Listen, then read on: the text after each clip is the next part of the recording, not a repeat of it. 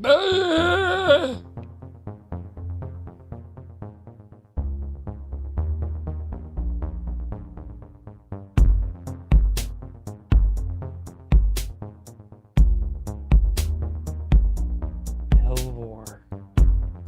Melvor.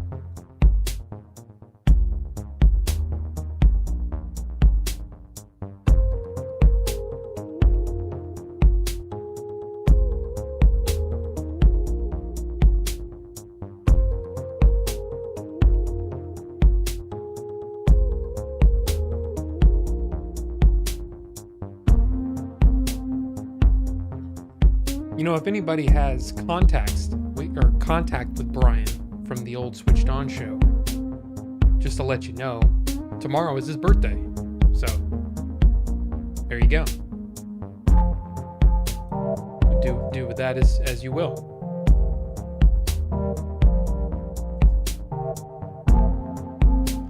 You know what? We're going to start a little early because why? Because why not? You know, why not? Why not? Welcome to Order 42. It's been I mean, gosh, we got people in here already. It's nuts. How's it going, guys? I mean you started off with Rufus way back before I even opened the chat. He had already said something. We got Robert Rivera, we got Cosmo, we got Ricky, Ninjinzu Games.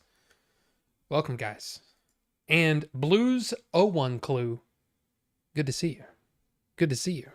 Plugged in and ready to chill with the boys. Well, hey, that's what we're doing. That's what we're here to do. Now, if you noticed, there is a poll going on right now for, you know, which Falvro.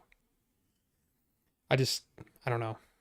Which flavor do you want me to do today? So right now, we've got Peach Pear, which was up last week. We have the Fuji Apple Strawberry Nectarine. And then a DIY Blueberry Dreams is the name of this thing. And this is actually what it is. Over on eLiquid Recipes, you can search for this. Yeah. So Bavarian cream, blueberry, super sweet, which is just sweetener, sweet cream, and vanilla swirl. That's what's in there. And I only made here's the thing. I was going to make 60 ml, which this is a 60 ml bottle. And I didn't realize that I didn't change the amount to make. So I only made 30 ml. But hey, why not? You know, why not? And Phil, and I mean, look, good to see you guys. Good to see you guys.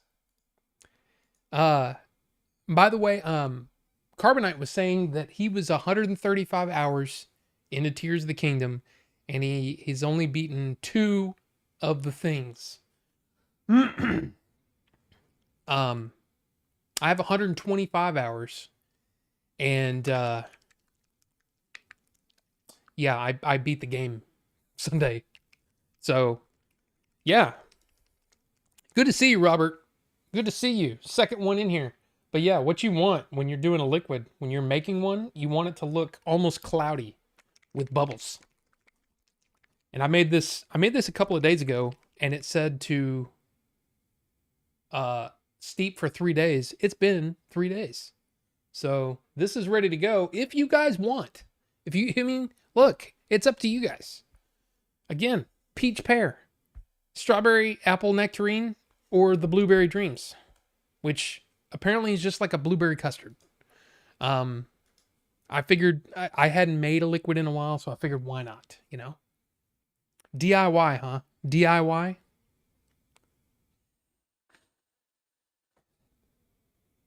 And Ted, I don't know if I said hi to you, but hi, Ted.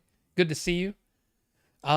Yeah. So look, we've had kind of a lot going on in the last week. We had, well, I mean, spending a lot of time with April, you know, she was off of work. So of course, happy wife, right? You got to make her happy. So we did a lot of shopping. We did some historical marker hunting, which I think I've mentioned that before, where you basically go around to historical markers and, read them. But you're kind of off in the middle of nowhere. And what we tend to do is we'll get out so far and we'll say, hey, let's have lunch. And we'll pick a restaurant. Typically, we'll try to pick a restaurant that we've never heard of. So a little mom and pop or whatever. Sometimes it's little taquerias. Sometimes it's, just whatever random restaurants they have. We found some amazing places that way. We've also found some absolute trash, but it is fun. It's a crapshoot. You never know what you're going to get. And I will say this about, I would say 40% of the historical markers that we've seen over the last, we've been doing this on and off for years, like literal years we've been doing this. About 40% of them are cemeteries. So either the cemetery itself or people in the cemetery. And some of those are really interesting. But then a lot of them, I would say probably another 30% are churches. And that gets old. This church has been a staple of the town and blah, blah, blah. The first church burned in a fire. Literally everything is burned by a fire. And then if it's not burned by a fire, it's a tornado. It's fire or tornadoes, man. That killed everybody. Or at least killed the buildings back then. But, it's interesting. It's fun. Sometimes you get some really, really interesting ones. Like there was one where it was a really big one. And it was a story about how on this spot, the people that owned the farm, close by, had a run-in with some Native Americans. And they ended up killing most of the family and all that. And I'm sitting there reading. I'm like, holy crap. The daughter was, abducted and kidnapped, whatever. It was like, whoa, this is crazy. So, it's kind of fun. But we like to drive. We like to do road trip type things. And you can do it all in a day. You hit anywhere between 5 and 10 of them, in a day. Have some interesting food whatever small town we end up in. And we come home. It's fun. It's interesting. So anyway, saw Across the Spider-Verse today. Excellent. Yeah, man, that movie, I loved that movie. I really did. And you know what? I didn't even, I didn't. How do I,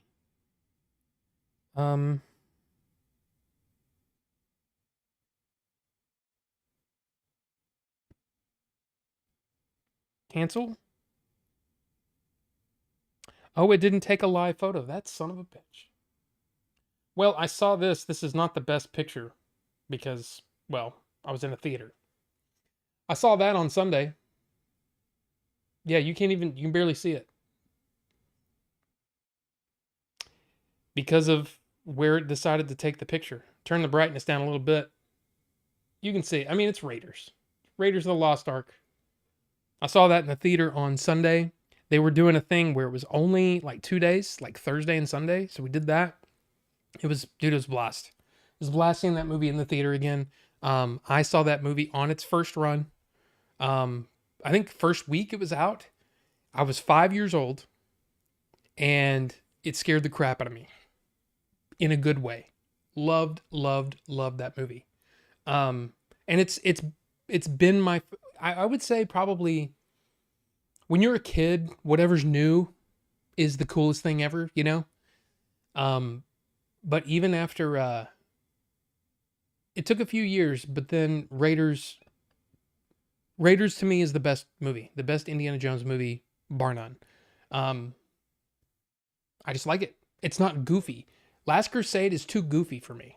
It's just, it's cool. Man, there's some cool stuff in that movie, but it's too goofy. But yeah, Raiders of the Lost Ark is just, it's just great. I don't know how many of you guys are on the Discord, but did you see this deal with the 30 animated films for $7.99 on iTunes? It was clearly a mistake because at around 1 p.m. Central Time, they took it down and it went back up to its normal $99.99. So I got 30. I mean, I don't know what Apple's going to do. I don't know if they're going to I don't know if that's even a thing. Can they take those back and refund me the $8? I don't know. But as of right now, I own all 30 of those animated DC movies for $8, which was insane. So hopefully some of you guys got to take advantage of that because that was awesome. And it's on Movies Anywhere. So I think a lot of them you can watch on any service you want. But yeah. Pat Roach, a British wrestler turned actor, is the guy who gets shredded by the propeller. And he's also the big guy that he fights in Temple of Doom. Same guy. Pat Roach. Awesome. Dude, that movie's so good. So good. And I actually thought, and we'll talk a little bit about censorship, but I actually thought there was something screwy with what we watched. He got cut from Last Crusade. See, I didn't know that. I didn't realize that. But yeah, Pat Roach, yeah, definitely good. Seems like a good dude. Everything I've seen about him. And I have this like bruise on my knee, and I don't know how I got it, but it's hurt for like 2 weeks. It sucks. Let me see. 7 votes so far. And in the lead is the DIY Blueberry Dreams. DIY. Of course, in second place is the Apple Strawberry Nectarine. And in last place, Peach Pear. With 0 votes. Nobody's voted for this, which is fine. This one, I think, is like the number 1 on that website that I bought it from. I think it's the number 1 flavor. But hey, there's room, you know? Was going to be a fight either before or while they're on the blimp. Oh, okay. Okay. Yeah. That movie's great. Raiders is great. I actually like Temple of Doom a lot. I realize the issues that people have with that movie. Totally get it. Kate Capshaw. She's kind of shrill and a little bit annoying, but for what they were going for, I think she did a perfect job. She did exactly what they wanted her to do, and I think she pulled it off. But it's weird. There's certain actors or certain parts in a movie, whatever, characters, whatever you want to say, that will annoy the crap out of April and other people that I've, gone and seen movies with. Oh yeah, they annoy the hell out of me. I can't. For the most part, I throw every preconceived notion out and just judge it. And even then, I usually don't get annoyed. So, oh man, that character was annoying. No, I usually don't have any problem. Jar Jar? Even back then, I mean, I kind of jumped on the bandwagon because I was young and impressionable. But for the most part, dude, even Jar Jar didn't bother me. So, there you go. You should do the one we didn't vote for just to spite us. Ricky, I would never do that. I mean, I might do that. But I wouldn't do that. No.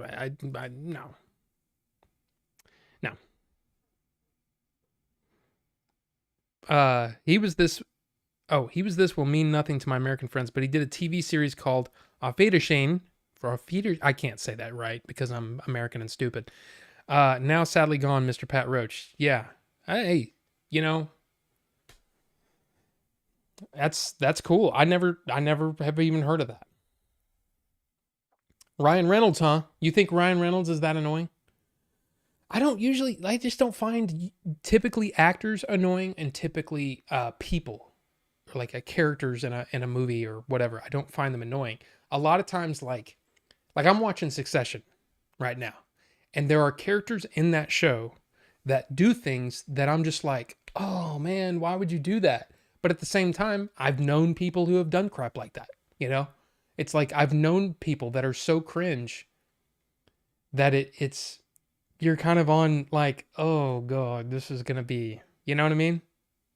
That classic The Office meme with, that's how I feel a lot of times watching the show. There's cringe going on. But you know what? I know people like that and they've done stuff like that. But I will say toward the end of Yeah, I'm in season 4, I think. There was an episode at the end of season 3 that made me laugh so freaking hard that I don't know if it caused the nosebleed, but literally my nose was bleeding after. So I don't know if I popped a blood vessel in my nose.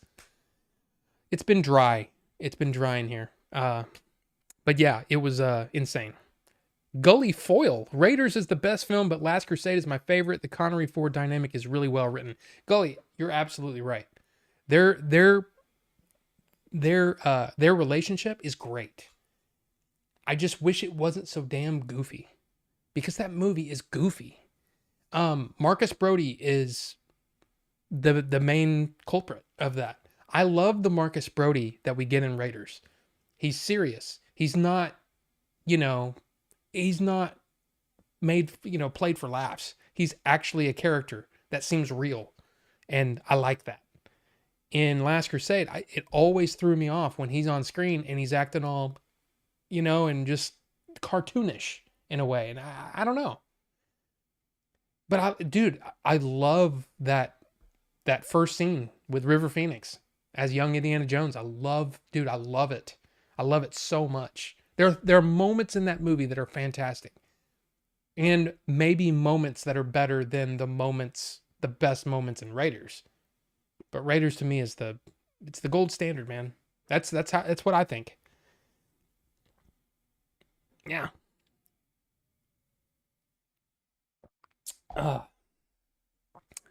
Ryan is the same character in everything. So yeah, you're right.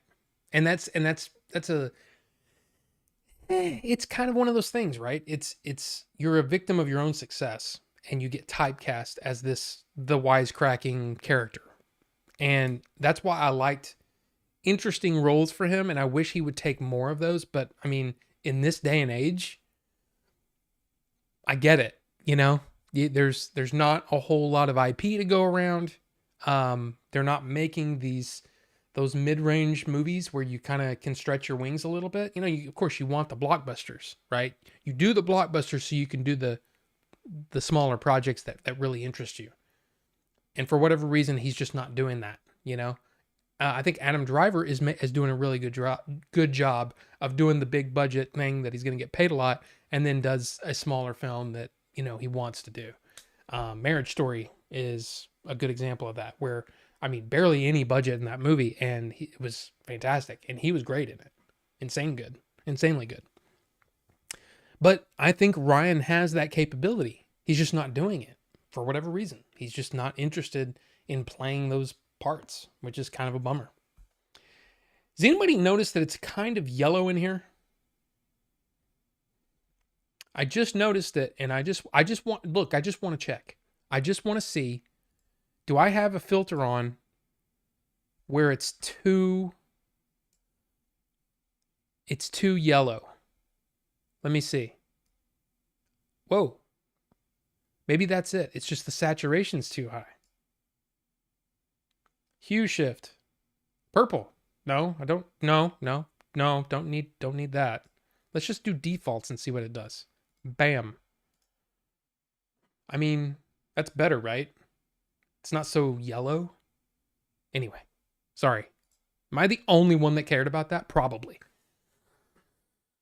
But it's also, I've got the warm lights on. I've got the shirt with the yellow on it. There's the yellow book, and there's a lot of warmness, warmithicity.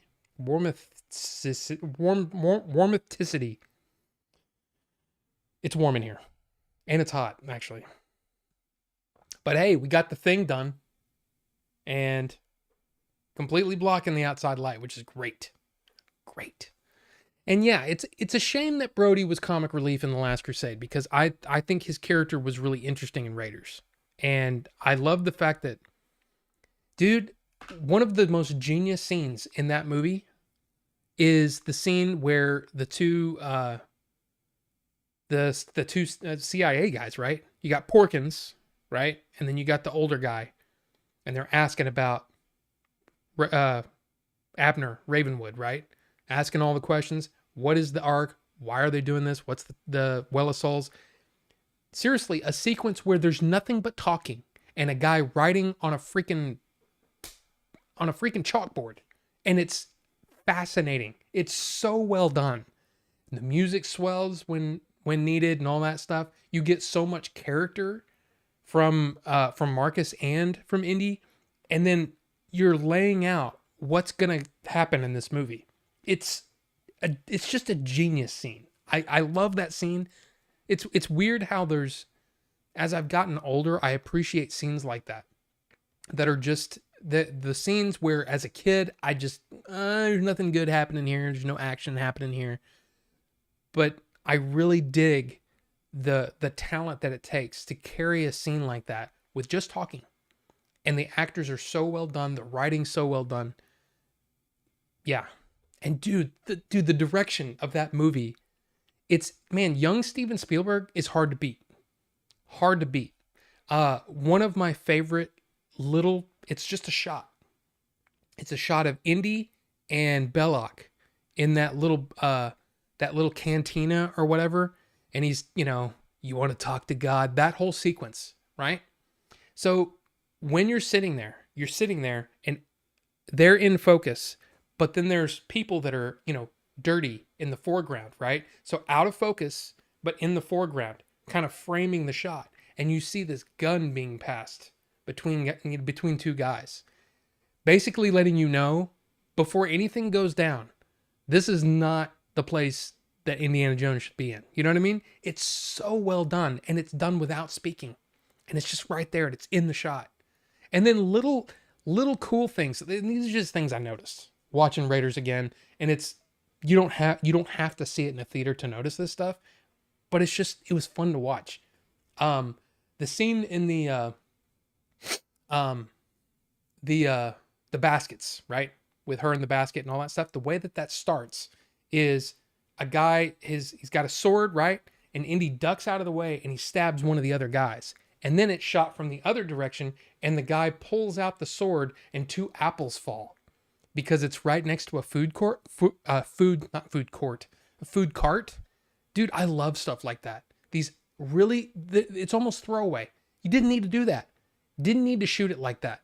But you know what? That attention to detail, the little things that just make it fun. I love that stuff. It's so well done. And yeah, I'm sorry, but objectively, Raiders is the best one. Just saying. It's just my opinion. It's subjective. It's completely subjective. That's why Raiders is my favorite. It's great.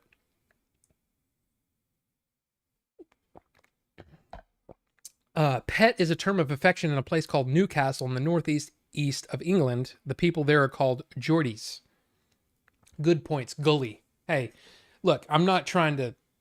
The last thing I want to do here is make you...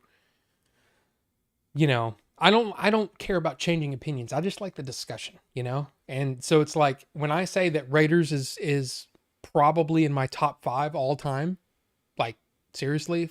top 5 all-time favorite movies, I need to be able to tell you why.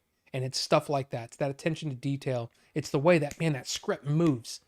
It just moves so fast. The whole the bad dates scene, dude.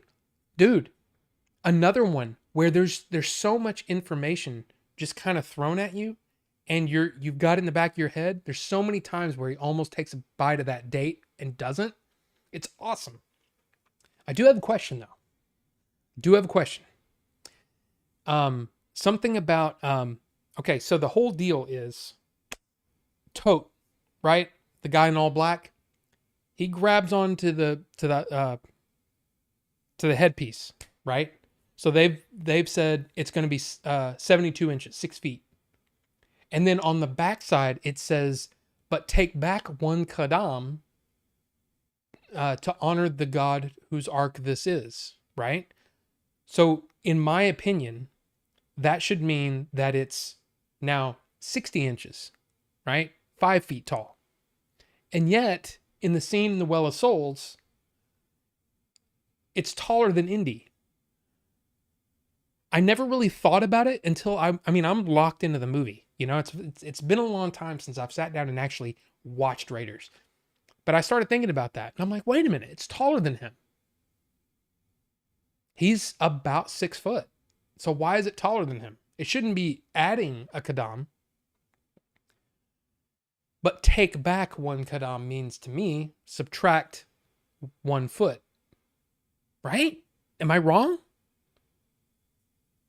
Anyway. Temple of Doom is technically a sequel to Gunga Din. I didn't know that. Smokin' Aces. What is... I forgot about Smokin' Aces. He is in that. Oh, is he in that? Yes. Oh, I didn't know that. The Rock used to play other characters. Now he just plays Dwayne Johnson. Yeah. And I don't think... The thing is he's a likable guy. But since the beginning, I've always wanted more for him. I wanted him to do more. It's kind of like Arnold started out doing these big time action roles. And only after these big hits, in the late 80s, early 90s, did he start doing these family films. The Rock pretty much started out that way, doing family films. And I'm like, if you're going to be the big action star, be the big action star. Why are you doing all these family films? Vin Diesel was doing that too, where he would do a family film. And I mean, unfortunately, Dave Bautista did a couple of them, but he's turned things around. And it's like, now I'm genuinely interested in what Dave Bautista does, because he's not just a big dumb goofball. The guy can act. The guy can actually act. And Arnold can actually act, which is what it was really fun seeing that one where his daughter was was his daughter a vampire? Was she a vampire? Anyway, I think it was interesting seeing him actually act and do something dramatic, not just be the big goofy action guy. Look, there's nothing wrong with that. If somebody wanted to do that and just make action movies for the rest of their career, dude, who am I to say? But The Rock had that charisma that I always wished that he would do something like, follow a little bit of Schwarzenegger's career or Sylvester Stallone's career even. But all of them have done that, where they're doing almost the pet projects, or the goofy stuff. Oscar, Throw Mama from the Train. No, wait. What's he in Throw Mama from the Train? Or am I getting mixed up? I am getting mixed up. That's Billy Crystal, and I don't even know what I was thinking there. Throw Mama from the Train. He's not in that. Why am I thinking that? Billy Crystal and Danny DeVito? And maybe it's because... Look, I don't know what I was thinking there. That's goofy. Anyway. What happened to your colored lights? My LED lights? They work. You just can't see them.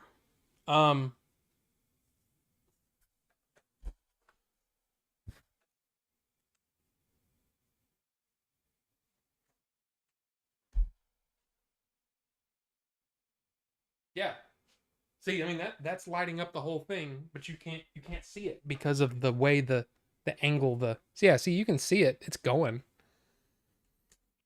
I mean, oh, you mean the big light? Well, I mean, I have it, but it was kind of like, I don't know. Ricky and now Dwayne. Whoa.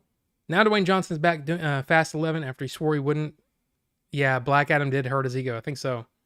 San Andreas is my favorite Rock movie. Is that the... No.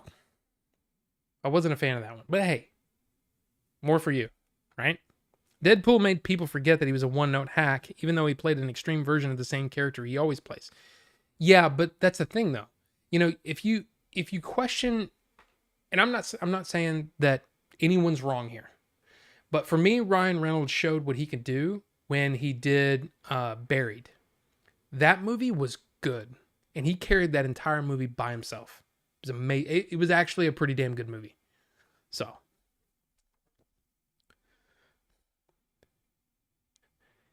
Where the monkey is playing with himself. Didn't even know that. Need that cool temp look? Yeah, see, I'm not a big fan of cool. Like this is about as cool as I want to get it. You know, I want it to be a natural skin tone, not that blue skin. I don't like that. Denholm Elliott was unwell filming Last Crusade as he was diagnosed with AIDS in 87. He died 2 years after the film was released. Amazing he could do what he did. Absolutely. Maggie, yes. Maggie was the one. Yes. He acted great, but man, that movie was so bad overall, but he was awesome in it. Exactly. But it showed what he could do, you know? After the success of Hulk Hogan and Mr. Nanny, that was the way to go. Yeah. Stop or my mom will shoot. Yeah, see, that's what it is. It's throw mama from the train, stop or my mom will shoot. It's for whatever it's the long titles that they get me confused. I forgot about that one. Thank you. Thank you. So in a way, I was 100% correct. No, I wasn't. It's weird how my brain works. Stop or my mom will shoot. Throw mama from the train. Sometimes I get weird syllables mixed, like words that have the same syllables, I'll interchange. And sometimes, this is a weird one. Sometimes it's the number of letters. So like this is just an example, but like Ricky and Randy, like people growing up, I would swap their names because they've got similar letters in the thing and it's the same number. So in my brain, it'll switch them. It'll swap them sometimes. I don't know what that is. It's probably dangerous. And I should look into it. But that's what happens. And a lot of times when I'm trying to come up with a word or somebody's name, I'll see how many letters it is or syllables even. In my brain, I'll see that. And then I'm sitting there and I'm like, is that dyslexia? every which way but loose. Yeah, Clint Eastwood, I've never really had that problem with him. But for the longest time, Throw Mama from the Train and Stop or My Mom Will Shoot, those are two, and it's both got mama in the title too. Or mom. I've confused those since way back, like a long time. I've confused those for a long time because I'm crazy. All right, so here we go. All right, I'm gonna go ahead and call the poll, okay? Because I want to actually wick this thing live. Now the problem is I don't have a secondary camera, so I'm just gonna have to show you the bits. But what happened is DIY Blueberry Dreams, which is basically a blueberry custard. This one, in second place, again, the apple strawberry nectarine, and in last place, again, peach pear. Don't worry, if you wanted those, they'll be back on a future thing. But there you go. Fast 10 was the stupidest movie I've ever watched. Wife liked it, but I feel dumber for watching it. Look, the Fast movies are not for everybody. They're just not. They're just not. They're not for me. But that's fine. There's plenty of people that like those movies. I just can't. I can't do it. I can't do it. New topic question. Is Guillermo del Toro overrated? Ooh, that's a good question. Gully. I mean, I don't think so. Now, I haven't seen everything he's done. I haven't seen The Shape of Water, and I didn't see, both of these are on my list. The Shape of Water and, the one with Bradley Cooper that came out last year, I think. I can't remember the name of it, but I've got it on my list, you know? Yeah. So, in my opinion, no. From what I've seen of Guillermo del Toro, I like what I've seen from him. Are all of his movies great? No. Does he have a cool vision for a lot of his stuff? Yes, I really enjoy that. So, yeah. I will defend those movies with my life. Man. What's that say?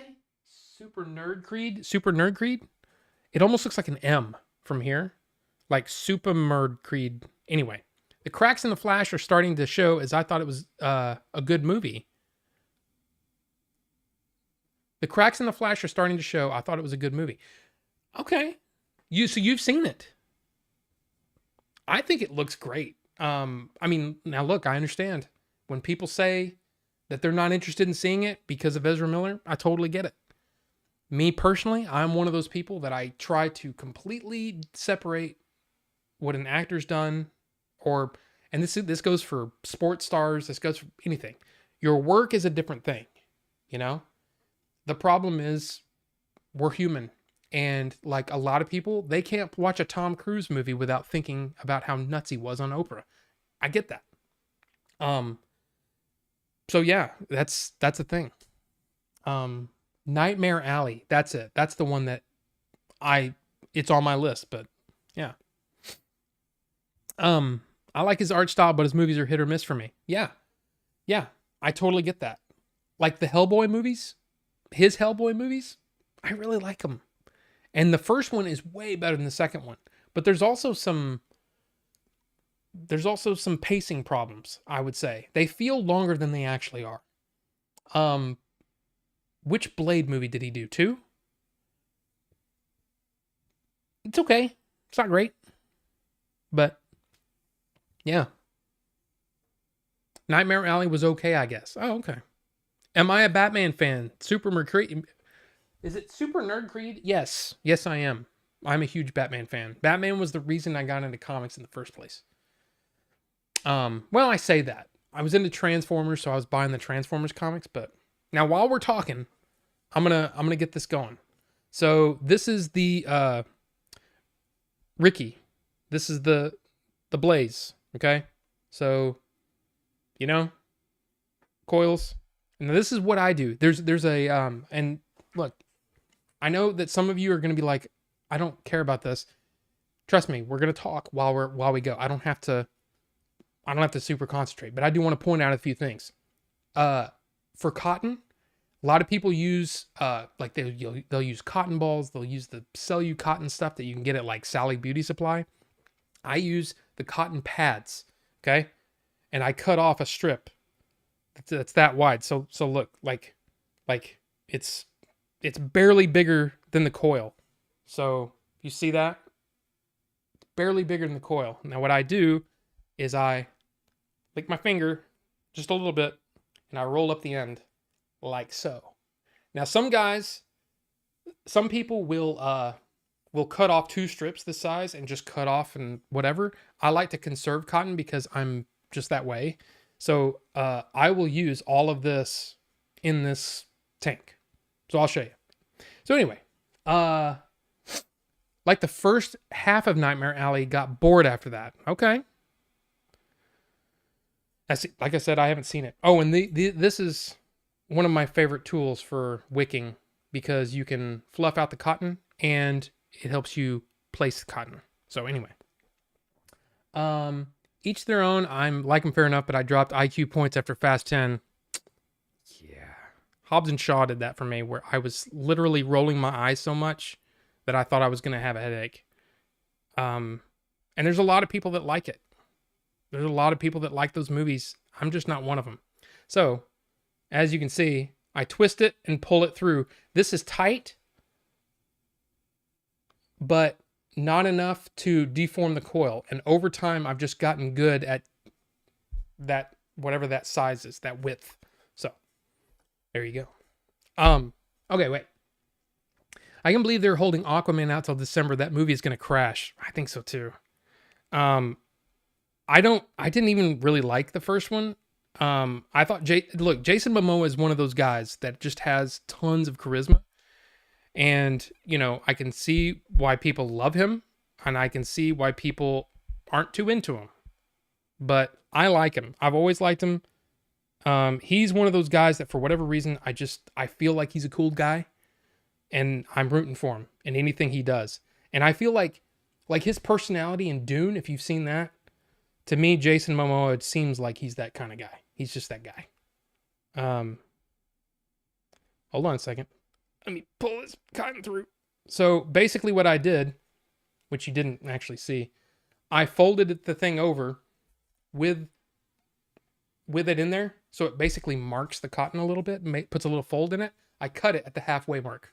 I mean, you could probably do that at the beginning, but this is how I do it. So what I want to do is I want to fluff this cotton out. So Here we go. I just brush it. And it just gets the gets all the cotton going in the same direction. And especially this one that's like super twisted, it'll untwist that and get it all whatever. And like Mike Vape said, you got to do the undertickle. You got to do the undertickle. If you don't do the undertickle, I mean, what are you even doing? Right? So it kind of looks like that. Yeah. Yeah. And I just cut off the ends.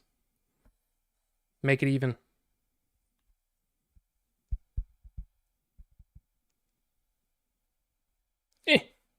Okay. So it's roughly equidistant on both sides. And then all I do is I just put it in the well. So I'll do this and I'll just, oh, I can't, it's hard to do this on camera without a secondary camera. But you just kind of stuff it in there to where it looks nice and pretty. Like so. Yeah. I'll do the same thing on this side. My mod is off, so even if I do press the button, it's not going to burn the cotton, because you don't want to do that. Nobody wants burned cotton. Nobody wants burnt cotton. Oh, and by the way, I keep getting, today is the first day in probably 10 years that I've installed an ad blocker, because I kept getting an anti-vape ad on one of these websites, and it pissed me off. Because no propaganda on my show. I mean, some might say, oh, aren't you doing propaganda by saying that vaping is okay? Maybe, but not to me. To me, I'm just telling the truth. All right. So now we're wicked up and ready to go. So let's do this. Let's taste this. So like I said, I made this 3 days ago. Here's the thing. Okay, that smells amazing. It definitely smells vanilla-y and blueberry-y. Okay.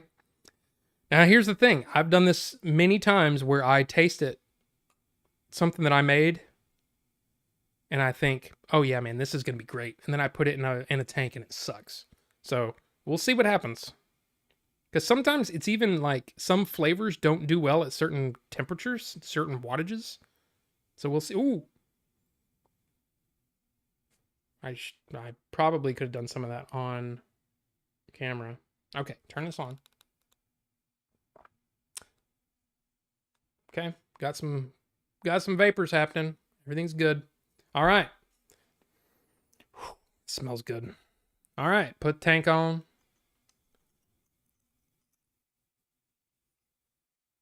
Screw it down all the way. Ricky. Screw it down all the way so you don't get a mouthful of liquid. And then bleh, fill that sucker up. Fortunately, because of the reflections, it's kind of hard to see. But yeah. I almost put the tank top on the liquid bottle instead of... So yeah, there we go. DIY Blueberry Dreams, 75 watts. Let's try.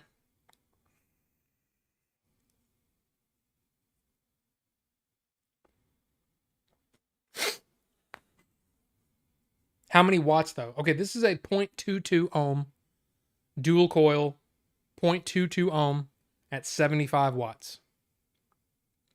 Now, what happens is, over time, I've just gotten used to, if I use a dual coil, it's going to be at 70, 75 watts. If it's a single coil, it's 40, 45 watts. But it also depends on, a lot of things. If you've got a big fat coil that's a higher ohm reading, then you want to drop it down. So it's like the higher the ohms are, the lower the wattage will be. But the lower your coil's resistance, the higher your wattage will be for it to get warm. So like if it was a 0.1, for example, I'd vape that at probably 80, 90, just to get it warm enough, because it takes a lot of power to heat it up enough to get that warmth. Because you got to remember, when you're breathing in, the my drip tip isn't down all the way. The air coming from, from the outside is going to cool down that coil. So some people like really quick draws, so they'll turn it way up. They'll turn it up to 100 watts and do really short drags. Me, I like medium, kind of long, 2-second drags. 75 watts is perfect for this ohm reading. And again, this is over almost 10 years of vaping. It just happens that, yeah. And by the way, there might be people, look, I'm just going to say it. There might be people that don't like vaping. And they think things like what Gully just said, where it'll give you popcorn lung. That doesn't exist, Gully. That doesn't exist.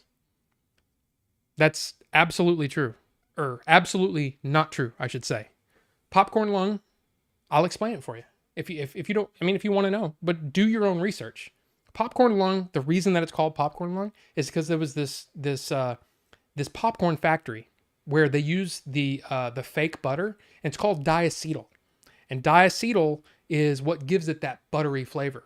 Well, there were some liquids in the early days of vaping that used diacetyl as part of their flavoring, and they were awesome. They were really, really good. Got to tell you, they were really, really good. It gives that, like a split, like a custard, gives it that buttery flavor. The problem is, people kept saying, "Oh, well, they're using diacetyl, the same stuff that gave people popcorn lung." But guess what? There hasn't been one case of popcorn lung in the history of vaping.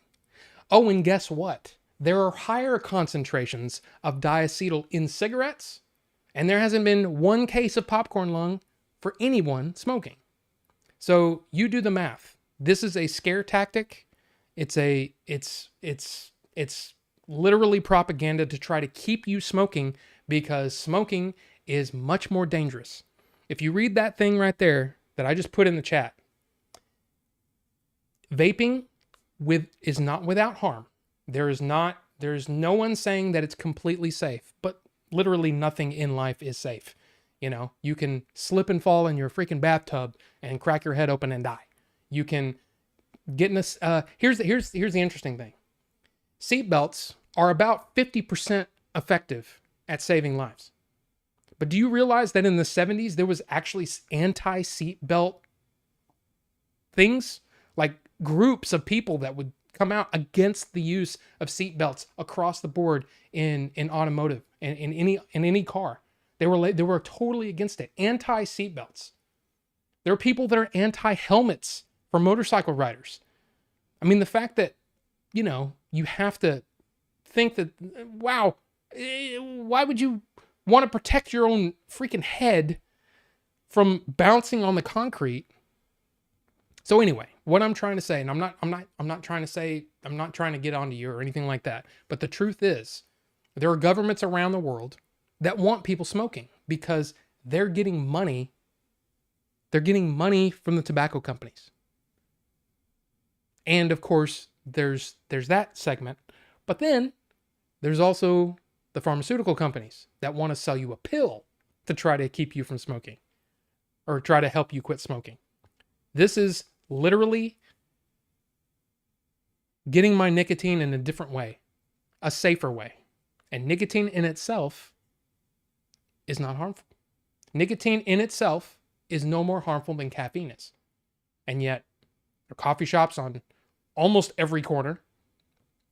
And, oh, by the way, while they keep trying to say, oh, vaping is going to blah, blah, blah, it's damaging the children. I'm serious. If you want to, I can give you some links. Because here's the thing.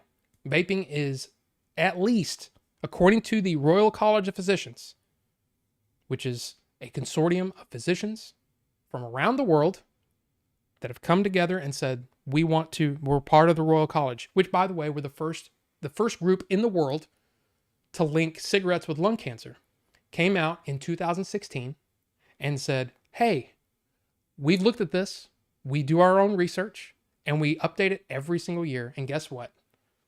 We think that when it's in comparison to cigarettes, This is at least 95% safer. Or I think the way that they say it is vaping will not exceed. They don't see vaping exceeding 5% of the risk of actually smoking cigarettes, which is, this is 95% safer than combusting, like literally burning leaves and you inhaling the smoke. This is vaporizing liquid. That's all it is.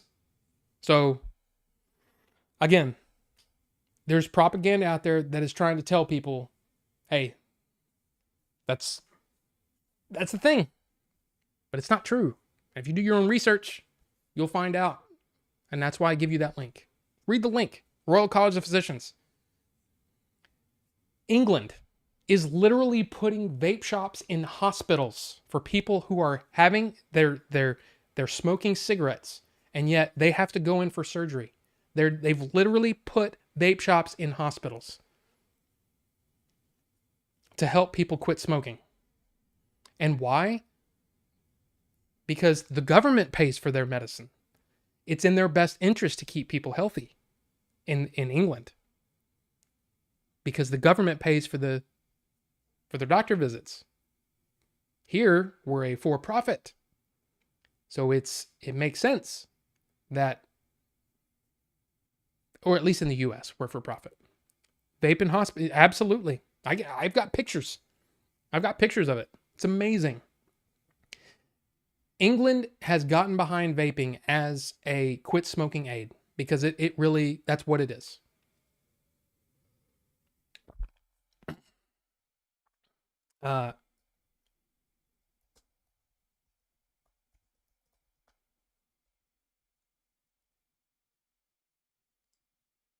Get out of here, freaking Google.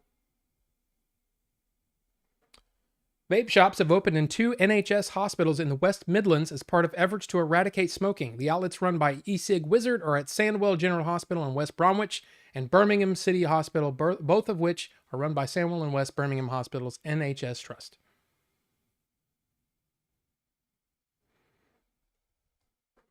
It's true. Anyway. Sorry, but I'm very passionate about this because there's a lot of people that smoke cigarettes and literally, what is it, 8 to 12? Oh, wait a minute. I don't know what the actual number is because it keeps changing. But here in the US, at least 480,000 people a year die from smoking related illnesses.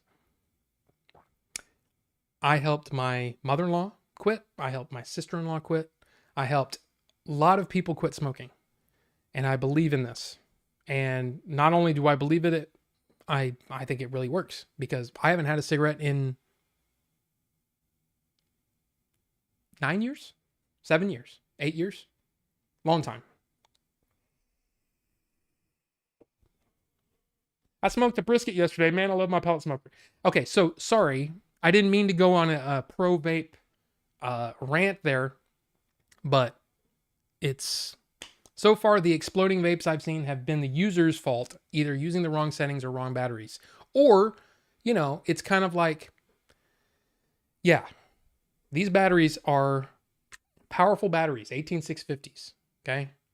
I have 2700s, 21700s. They're very powerful batteries. And if you carry them in your purse and something makes connection, yes, the batteries can go into, what do they call it? Overrun? Oh, they basically get discharged to nothing and it starts to burn and melt and all that kind of stuff. It's a bad thing.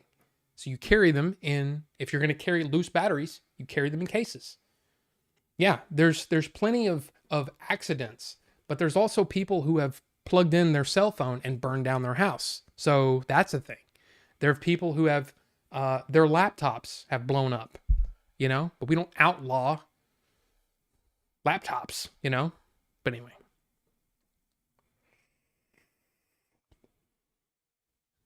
People were mad when they took away their after work road beer too. Well, I mean, that too.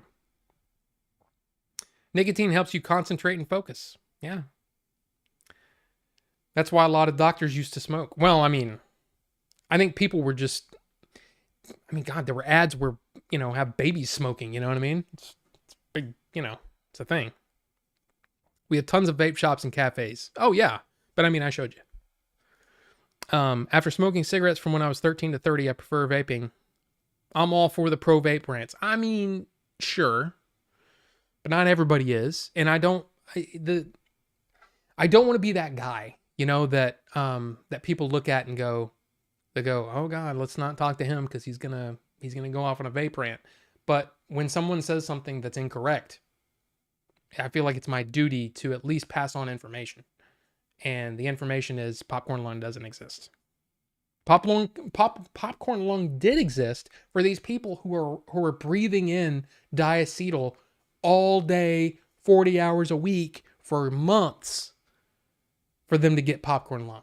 The small, tiny concentrations that was in e-liquid, there's no reason. And again, e-cigarettes have diacetyl in them.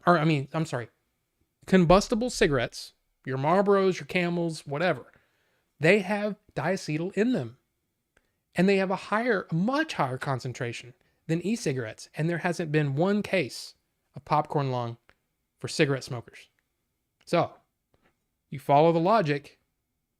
There was no reason for the e-cigarette industry to completely say, self-governing, by the way, that said, hey, we're not going to put diacetyl in any of our liquids.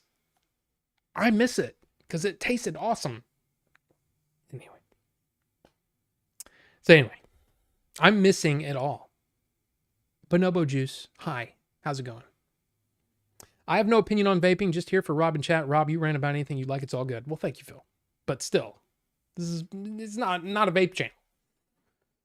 There was a fire at a popcorn factory that caused issues that gets quoted. Yeah. Compared to smoking, vaping has extended my life, if not saved it. Grindhead Jim, everybody. Welcome, Jim.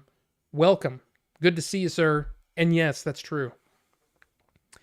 What's better, Raiders or vaping? I mean, that's two completely different things. I vape multiple times per day. I've seen Raiders probably 35 times in my life. So by that rationale, I think a vaping movie wouldn't be as entertaining as a Raiders movie. And yet I like my vaping, Roy, you mean, oh wait, I can do this. You mean that guy that's getting electrocuted? By the way, were you guys aware that we are now an official selection? Adventures in Game Chasing was not just a selection at the Boston Independent Film Awards, but they're an official selection of the Fort Worth Indie Film Showcase. Do you know that? Yeah. So they will be screening the movie in July. I'm not sure what it all means. I'm not sure if it's going to be in a theater. I'm not sure what's going on, but yeah, it's another little laurel we could put on stuff if we wanted. But that just happened. Like just a few days ago. But yeah, it's not as big a deal as like a Sundance or anything like that. But the fact is that somebody took a look at our movie and was interested in having it in the festival. I think that's pretty cool. Fort Worth Indie Film Showcase. I think it's July 15th and 17th at the Hilton Garden Inn in downtown Fort Worth. Yes, Jim. That's partly why I went ahead and announced it again. I put it on my my Discord, but yeah, pretty cool. A friend of mine and Rob are the two vape authorities who have done the research I refuse to do, so I listen. I don't know what diacetyl is. I can't spell or pronounce it. It's diacetyl. There's a Y in there. I don't know. But it's crap. There's no commercial e-liquids anymore with diacetyl in it. There's just not. So anyway, Blueberry Dreams. My DIY.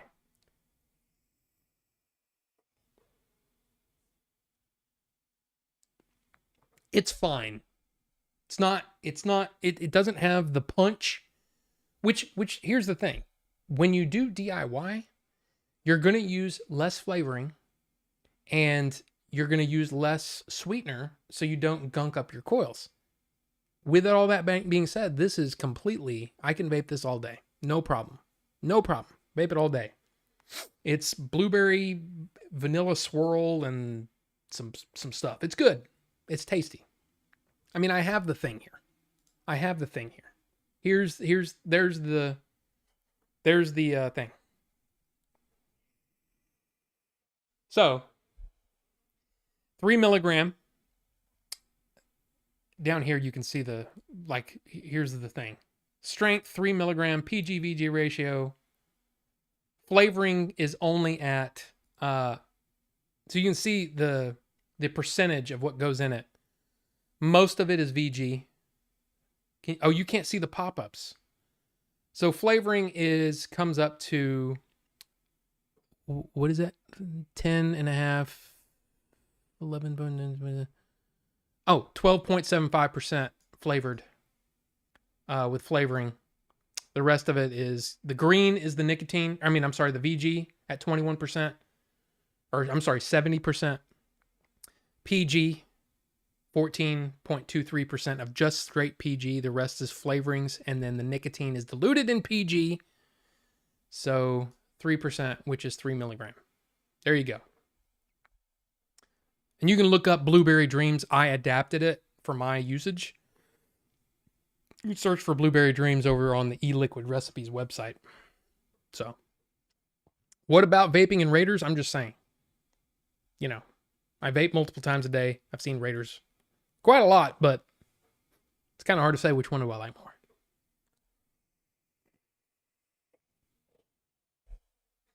Yeah, friggin' Jim survived electrocution, falling from a zip line, and even 8-Bit Eric's poopy underwear. Oh boy.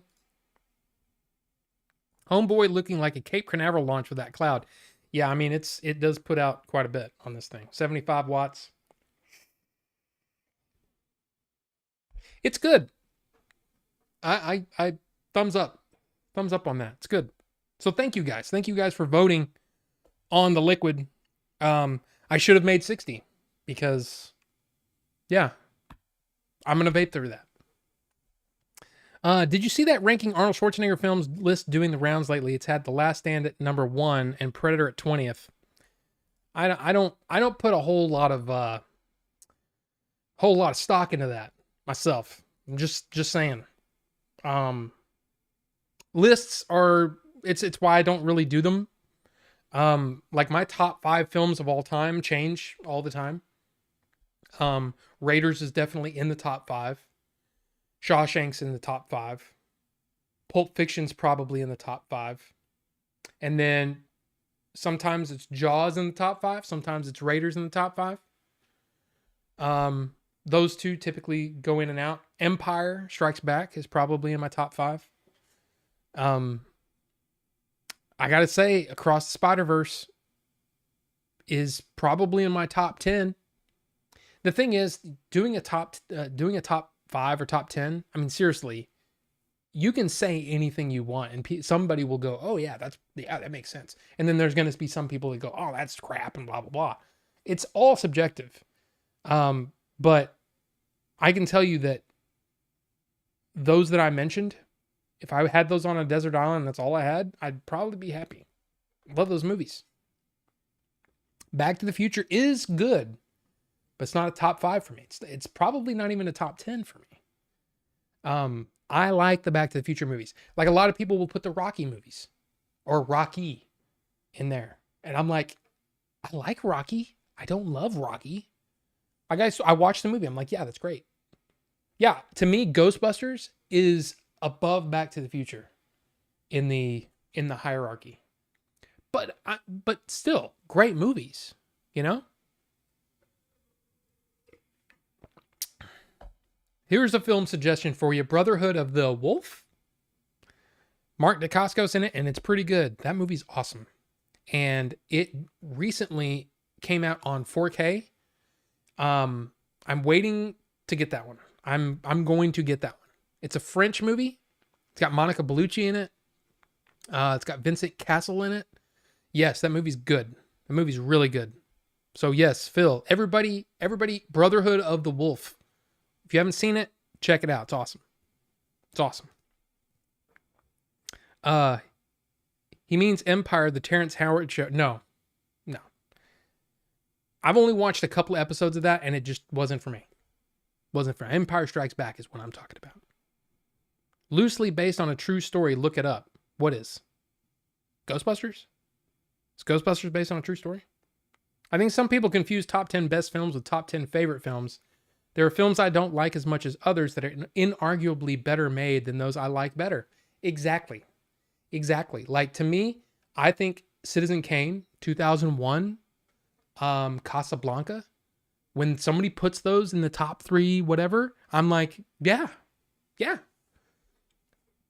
I can't exactly just throw in Citizen Kane and just, pop up some popcorn and hopefully not get popcorn lung. But yeah, sit there and yeah, it's not the same.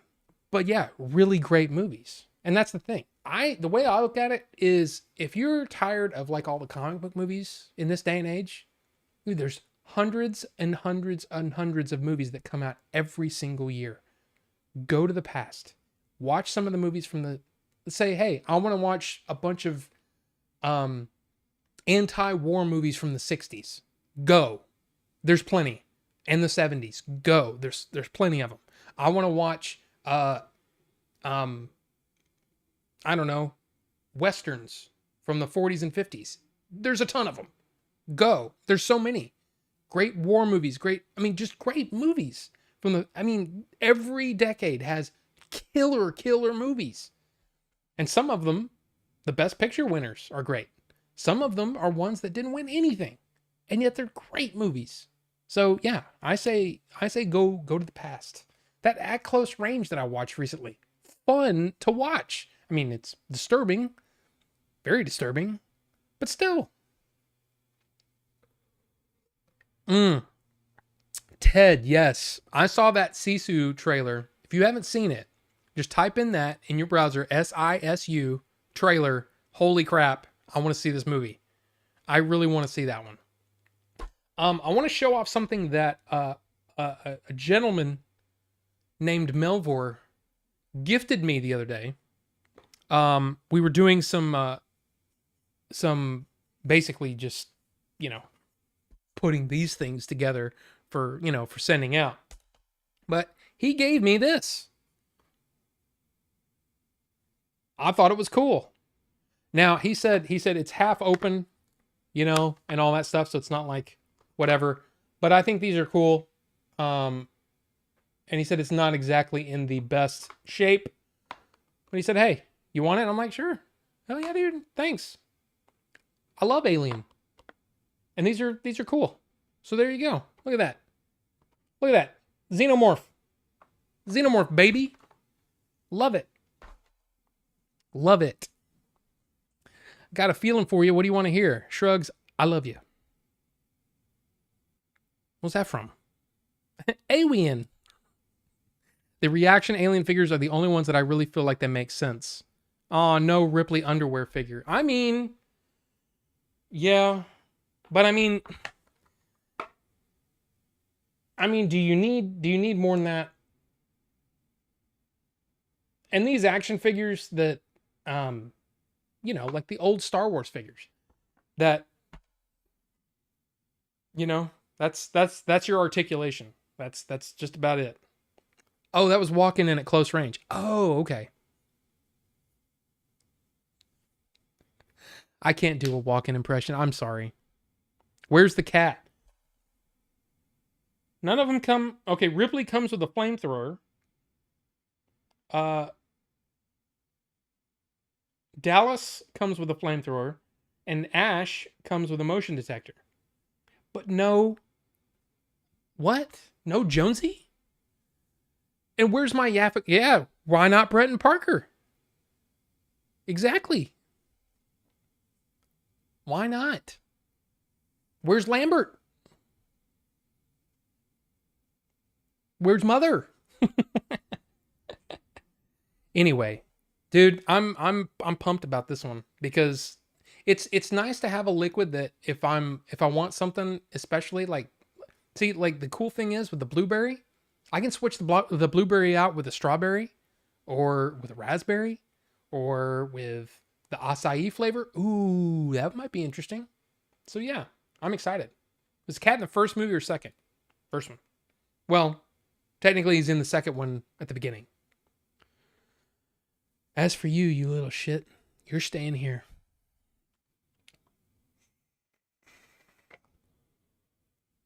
Yeah. It's very mild. It's a very mild flavor. It's nice. It's nice. In space, no one has underwear. Oh, that fits them. Oh yeah, yeah, that too. Lambert would have to come with a whiny screaming action.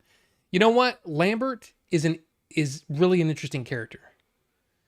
And the more that I watch it, the more I like her, because the thing is, that movie, one of the things that's so great about it is I've met and been friends with, worked with all of those people. All of them. Parker and Brett, dude, come on. Those guys are awesome. Those guys are awesome, man. Yaphet Kotto is, I love that guy. I love that guy. He made a great Bond villain too. But yeah, I love Parker, man. And Brett, dude, right? It's just so good. Blueberry, strawberry, raspberry, berry white. I mean, all that, all that. I love how many 80s R-rated movies had marketing to children. I didn't realize RoboCop was brutal. Dude, that's a rough one. Did I beat Tears of the Kingdom? Carbonite? I did. I beat it on Sunday. But we're going to play a little bit here in a bit. It's already 8 o'clock, and I've only done one of the items on the list there. Well, two, actually, because, the early birds, they voted for the DIY Blueberry Dreams. I was just roaming around on Tears of the Kingdom. I never noticed since I didn't pay attention. There's posters with food on them, and it shows what ingredients to use. Yeah, exactly. That's in the first game, too. It's good stuff. Lambert's definitely the most real-life human of the characters, and that her freakouts are justified. Yeah. Man, freaking Ian Holm as Ash is so good. I love that character. So he's what made me really love Bishop, and then what made me love what's his face? David. But what's his real name? I'm going blank on his name. From Prometheus, and part of the reason I love Prometheus so much is because I love his character so much. I love David. He's so interesting. I can't remember. Why am I going blank on his name? Somebody help me. Somebody help me. Inglourious Bastards, and he was in the Assassin's Creed movie. He plays Magneto in the First Class movies. What's his name? Why am I drawing a blank? I don't know. Okay.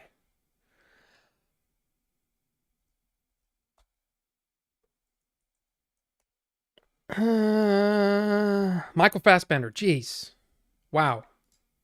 Fassbender. Yes. Thank you, Carbonite. I was going blank. I just drew a blank. But David was such an interesting character that, I don't know, I just like it. Yeah, Michael Fassbender. Thanks, Ted. Appreciate it. And you're going blank on those movies? Hey, I get it. Those movies aren't for everybody. They're totally for me, though. I seriously, unabashedly love Prometheus, even with its faults. Alien Covenant is not a good movie. But I really like parts of it. Like, a lot. And for me, a good Ridley Scott scenes are better than most movies to me. That first alien birth in Alien Covenant is so good. It's so good. It's visceral. It's disgusting. It looks real. It looks like if that could really happen, that's the way it would go down. So freaking good. I loved it. I don't know, man. I just love that stuff. I love that visceral realism when it comes to violence. It's just good. And because I'm also big on makeup and special effects, and you know what I mean? I love that stuff. I love trying to figure out how something's going to be done. And CG, look, I love CG. Some CG is amazing, but CG takes away a little bit of the magic a little bit. It's when it's done, you know, practically, when it's done in camera. That's awesome, dude. And Covenant does a lot of that. I mean, it does some CG too, but Michael Massfender, exactly. Michael Bassfender. Michelle Fenderbender. Oh, it's like the Benedict Cumberbatch thing. And then what was the one we did with Mark Ruffalo, Marv Buffalo, and there was all those too. Those were good. Hey, you know what Bucho loves? Bucho loves to hydrate. So make sure that you hydrate. Yes. Make sure you hydrate. It's important. Out of modern movies, my favorite CG is whatever Neil Blomkamp uses. Right? His stuff is amazing. Like his movies, even the movies that don't quite work, like what is it, Elysium? A lot of people don't like that movie. There's a lot in that movie that's really cool. Like really cool. And it just looks amazing. I love that stuff. Mike Sassfender, Michael Assfender, Michael Grassfeder. Oh man, it's getting warm in here. All right, I gotta turn down the AC here. See, that's the problem with making a liquid that's just mild like that. You just want to vape it. It's easy. It's an easy vape. It's good. I'm really happy with it. Okay. All right. All right. Well, why don't we get into some stuff? Here's the thing. What I should have done is I should have timed the wicking of this tank with everybody's thoughts on this. What are your thoughts? Before I tell you what I think, I want to hear what your thoughts are on this. I'm just curious. I'm just curious because as a guy who, number one, is an Apple fan, you know, we're streaming on an iMac. My iPhone, my Apple TV, I'm an Apple fan. But what are your, like, do you have some actual thoughts on it? Because I watched the whole presentation and was kind of blown away. It got me really excited. So I'll just say that. Did you see the ad for the new Wes Anderson film that either will be really good or really bad? Yeah. A lot of the reviews for that movie, Asteroid City, are like completely split down the middle. You know, like some people said, "Oh man, it's amazing," and some people said, "Dude, it's terrible. It's terrible." So, or what was the one where it was like, it was devoid of any meaning or anything. It was just like, wow. Stupid expensive, nice ski glasses. I want to know if it really only has a 2-hour battery life. It really does, apparently. But they said as a feature, it will have all-day battery life when it's plugged in. So there's that. Which it's like, duh. Of course it's going to have all-day battery life if it's plugged in. What? But still. And again, this is a version 1 of an ecosystem that is just beginning. Okay? Only Apple product I've ever wanted, but the price is all wrong and the eye pass-through is a waste of weight and a screen. Hashtag blown away. This is an Apple product. I bet it's expensive and unaffordable for rich only. Okay, what is it? VR? Okay, so this is the Apple Vision Pro that got announced yesterday. I will tell you this. If you're at all interested in it, and you want to know what it's really like to use it, because a commercial or a presentation can give you an impression that it's going to be like this amazing thing. It was really interesting hearing Marcus Brownlee. So MKBHD, if you guys are into tech, to me, Marcus Brownlee is one of the best. Of course, there's Unbox Therapy, there's Linus Tech Tips, there's all these guys, right? To me, MKBHD does it the best. He's just the best. Okay. But he got to actually try it for about 30 minutes. And he said he's really excited about it. He's really excited to be able to test it out and all that kind of stuff. Too bad he's a Tesla driver. Wow. But yeah, it is a VR headset, but it's an AR headset.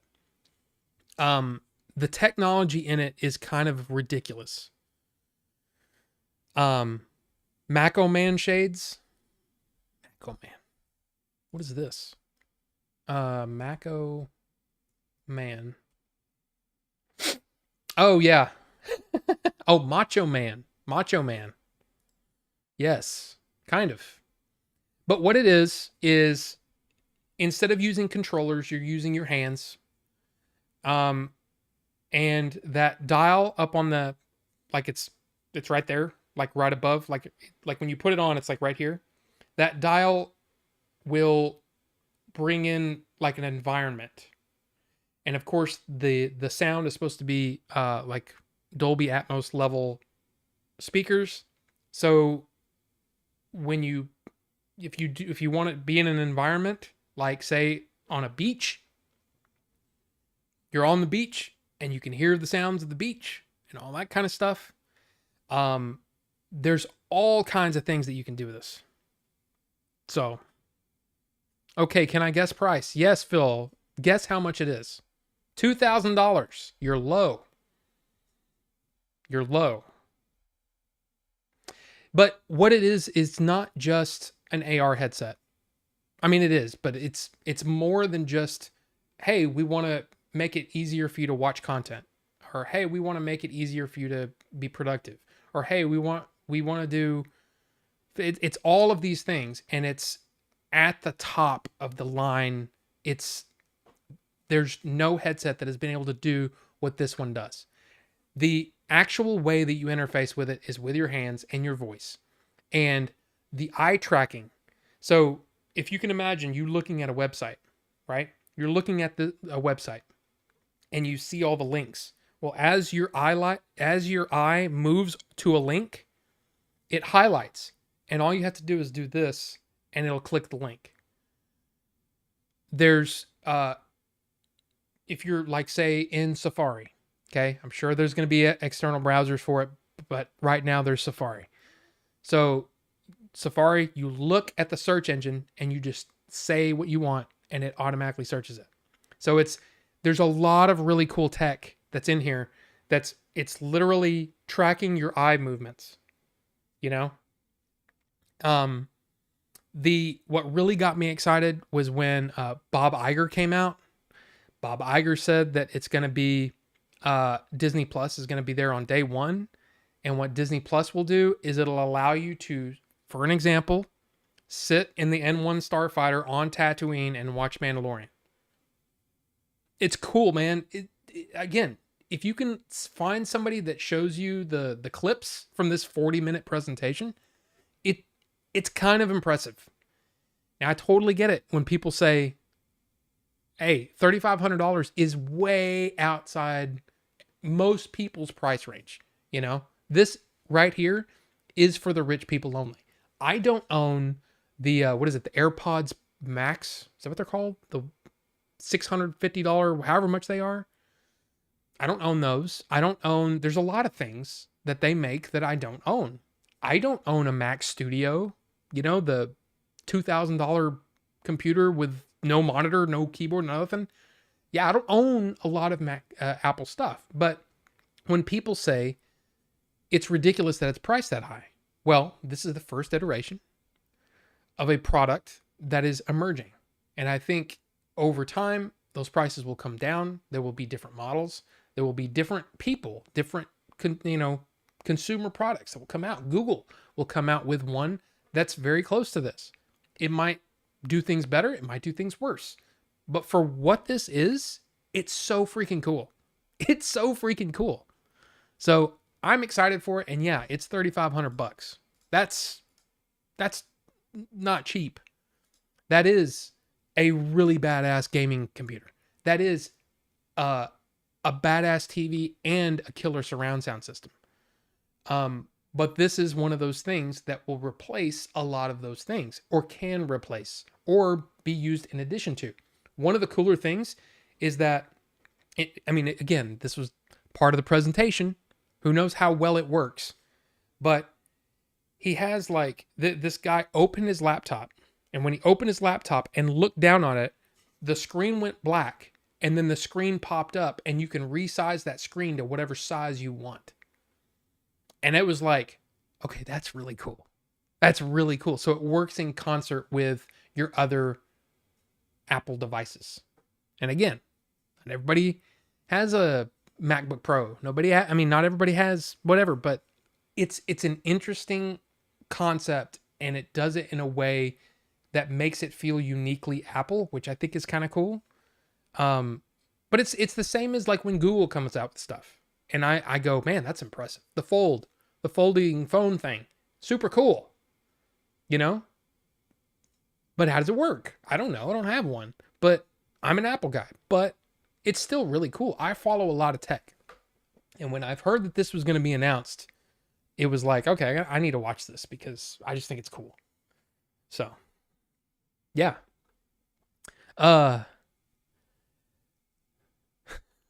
going to augment your reality. Hey.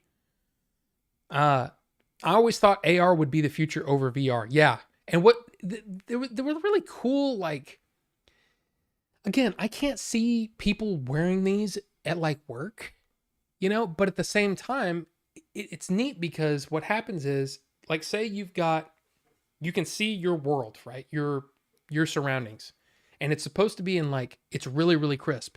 Each eye is higher resolution than a 4K TV. Each eye. That's impressive. So it's projecting your world. You're in your world, right? It's almost like you're looking through it, but there's all these apps, and you can do things with the apps. And again, you're using your hands and your voice, which is really cool. Then this guy walks up, and the background almost like lets the person in, and they fade in, and there they are, and they're handing over something, and the guy grabs it. It's like, dude, that's cool, man. So who knows how it will work? But again, this is the first iteration of a product like this. There's going to be others, and it's going to come down in price. That's really what it is. But I hate it when people completely dismiss stuff like this because of something like price. Because, you know, like when people were like, oh, they're charging $500 for wheels on the Mac Pro. Guess what? You're not in the market. You're not buying a Mac Pro. You're not spending $7,000 on a computer, are you? No? Okay, well then you're not part of the conversation. You're just not part of the conversation. Apple doesn't care what somebody who's not going to buy the product anyway thinks about it. They just don't. And then on top of that, nobody looks at Ferrari and says, I can't believe they're charging $4,000 for a tire change. Guess what? You're not in the market. Ferrari doesn't care what people who are not going to buy Ferraris care about, what the price about a tire change. And I don't even know what it costs to get a tire change. I'm just trying to make a point.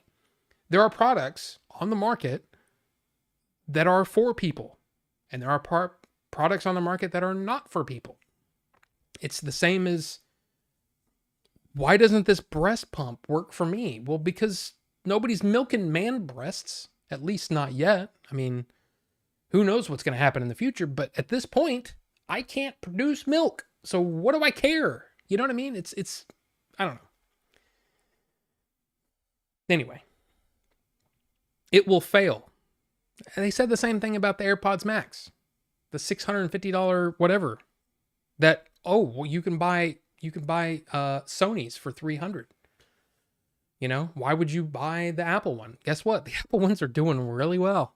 There's plenty of people that want to buy, that are interested in this and the future of this. You know what I mean? Uh, for that price, who's buying this and why? It's rich or wealthy people looking to flex. I mean, that's true too. But the fact is, this is a brand new product. There's a ton of technology in it that's amazing. It got me really excited about what the future could be for this technology. You know what I mean? I want to watch Moana while drowning in the ocean. Yeah, I mean, I don't know about that. It was really cool though. They showed one of the things was, and again, because I'm a movie dork, right?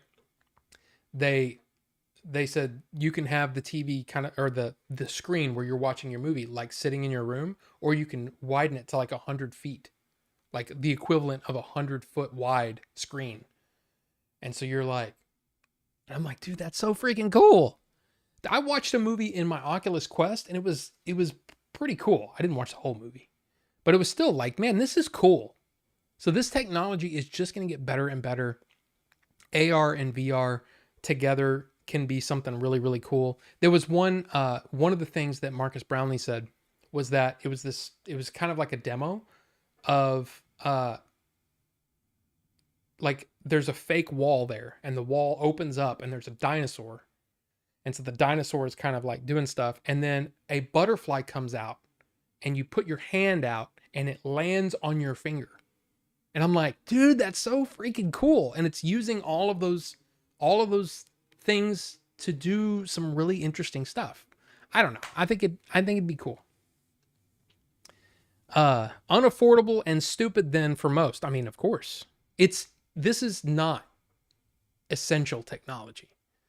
But this is technology that will over time will come down in price. The tech will get better and better and better. And this could be something that we use like a lot. A lot of it looked very Minority Report. Some of it looked, April said it looked like Wall-E at one point. And then she said something else. She said, I can just imagine what sex is going to be like with these things. And I was like, okay, didn't expect that. But yeah. Teach their own. The tech is awesome, but it's just not for me. I mean, that's the thing. I mean, how many of us is this actually for? But all I know is from me watching, in the 3D movies, because each eye is getting its own image, you can have really, really good 3D movies. And they showed, of course, Way of Water, Avatar. But it was like, man, this could be really, really cool going forward. But we'll see. Until they can give me gloves that I can feel what I'm touching, I'm out. Yeah, see, that was something, and I've talked about this before. I remember in like the late 90s, there was this technology where it looked like a bodysuit, like a wetsuit. And apparently you could feel pressure. So like if you're in a haunted house or something and a ghost grabs you, you could feel the pressure. And I'm like, man, that could be really cool. I mean, of course they haven't gotten there. But it was technology that they were talking about back then. I'm interested for sure. Price goes down. Yeah. In reality, I'm sure it won't be that simple. I'm buying it day one along with my Mac Mini M2. I'll tell you what, they announced a bunch of new Macs. Man, the Mac Studio, is that what it's called? The Mac Studio? I think it's $2,000. Starts at $2,000. The chip that's in that one is 4 times faster than my computer. My computer came out in 2020, sorry. So it's only 3 years old, and it's an i9, and it's already being outpaced 4 times as fast. It's crazy. Until it's as good as in Ready Player One, it won't take off.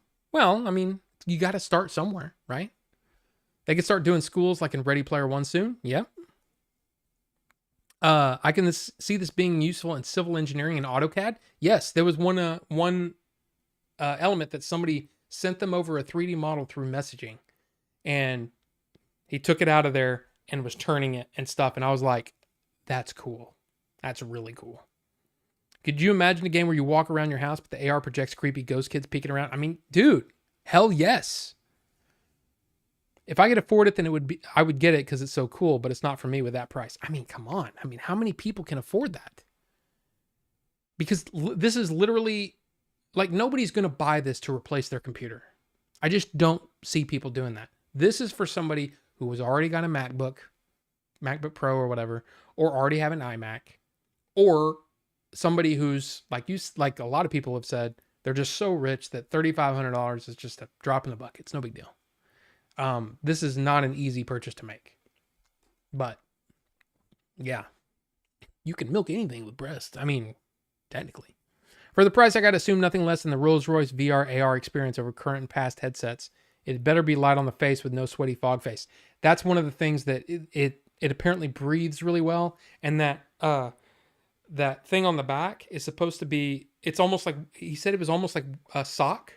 It had kind of the breathable fabric or whatever. He said it was pretty comfortable, but he said it was a little heavy. So there's a lot of things. There's a lot of things to think about. Nobody has said this, but thinking about porn. Cosma, dude, it tracks your hand movements. Are you just going to be constantly like, I mean, with you doing whatever you're doing, are you going to be, there's cameras. It's like, I don't know if there's a good picture of it, but it's like, you know, you're wearing this thing and there are cameras down here to track your hand movements, because you're supposed to be able to sit in a chair with your hands resting and be able to just, you know, do this bit. And then to like go like scroll, you take it and you do this flick thing, right? So if you're doing things, you know, how's that going to affect? I mean, who knows? We won't know until it comes out and somebody does a video on it. So you can milk any mammal. It's common for some men to lactate in times of stress. Cats have nipples. What? Okay. We a little off the. I mean, I brought it up, yeah, but still. He also said Samsung folding phones will fail. Now they're on the 4th version, and also Huawei, Xiaomi. I don't know how to say that. Google and possibly Apple are doing them. Yeah, I love watching YouTube VR with the Quest and trying out those roller coasters. Right, those are so cool. It is cool. Wait. It is cool, Rob, but beware of tech demos. I mean, of course, version 1s of anything are kind of scary. I don't want to be basically a guinea pig for any huge company, but at the same time, I used to work with them. I used to work with Apple. It was kind of cool. Some of the cool stuff. I mean, I didn't get to see a bunch of cool like stuff that hadn't come out yet, but I knew stuff was coming. And I knew when things were going to be released. I was like, okay, well, we're going to get a thing on this day. And then they do the big keynotes or whatever. Dude, if you took away the incredible stress, the long hours, it was actually a really fun job. It was weird though. For the most part, I enjoyed my time there. Even though it was very stressful and a lot of hours. Anyway. You swap perspective, so it's not like you are banging yourself. Well, I was trying. Ooh, that would be interesting. But one of the first things they showed this. One of the first things you do is, you know, you have the headset like you're about to put it on, but you face it toward you, and it scans your face, so that when you're on a FaceTime call, when you're wearing it, I don't know if you guys do FaceTime. I mean, I do from time to time on my phone. And on my iPad and sometimes on my computer. But, you know, you've got the tiles, right? Each person's whatever. If you're in a Zoom call or whatever, you've got the different tiles up. But I'm like, well, then there's no camera on you. How is that going to work for them? What are they going to see? They're going to see a digital representation of you when you scan yourself when you first put on the headset. So it'll track your eye movements, but the mouth is going to be animated based off of what you're saying, because it's picking it up based on the microphones.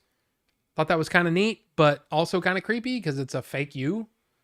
But who knows? The wife be wearing them and it's Jason Momoa on the other end. I mean, I don't know. My wife would like that. Jason Momoa is talking Emilia Clarke when he travels to London. I legit want one of those Mac Minis with the M2. They're awesome emulation machines. Even the M1, dude. All those computers the M1. I mean, my wife got one of the new M2 Mac Minis. It's awesome, and it is like at least twice as fast as this computer. At like when I'm doing rendering for videos, it's insane how fast it is. But you know, yeah, VR porn already exists. It would suck in AR. I mean, yeah, it. I'm just saying that the technology is cool. Of course, it's overpriced for most of us, if not all of us. Um, April even said, she goes, "Oh man, I want one." Because one of the coolest things, dude. Oh, dude, this was so awesome. So a guy, uh, he was watching a basketball game, live basketball game, because this was ESPN Disney Plus, right? And so it's got the court in front of you, and then during a replay, it'll spin, and you can see it from like all these different. And I was just like, that is so cool. I don't care about basketball, but that was so freaking cool. And I can just imagine what the UFC might do, or I mean, God, there's so the possibilities here are insane for just content. Not take away the ability to, because you can record. There's 3D stereoscopic cameras. So like Minority Report, you can play a little video clip and it's in 3D and you can move. And dude, it's cool, man. It's really freaking cool. So I'm just saying it's really neat. Pigeons can be milked. Well, luckily I don't have any desire. I want to punch every penguin I see in the mouth. Can I do that? If this would allow me to punch pigeons in mouths, I would be very happy. I don't like pigeons. Never liked pigeons. Don't like them. Like in Community, I'm God now. Well, let's see. They've had almost 10 years of consumer products to bounce up from the now competitors. Oh yeah, I mean, Facebook had theirs. The Google Glass, right? That was a thing. But I mean, he said, look, I've tried a lot of, this is MKBHD, right? He was saying, I've tried a lot of different headsets. I've done a lot, and some with controllers, some without. He said this was the most seamless thing. Because that's the thing that I think, and I mean, people give Apple shit. I get it, right? Apple is not the tech company for everyone, right? Sometimes it's price that's the factor that people don't like. Sometimes it's their walled garden, whatever, right? There's a lot of reasons why people don't like Apple. But one of the things that they do better than anyone else is the actual user experience. User experience is a big deal to them, and it's something that it's the thing that I've always enjoyed about Apple products is the way that you interface with them. The iPad, the iPhone, the iMac, the Mac, I mean, all the things. It's always been the thing. The iPods. Remember the iPods with the click wheel? I mean, come on. They do things like that better than anyone. So to hear that the way that works, that it feels natural, and MKBHD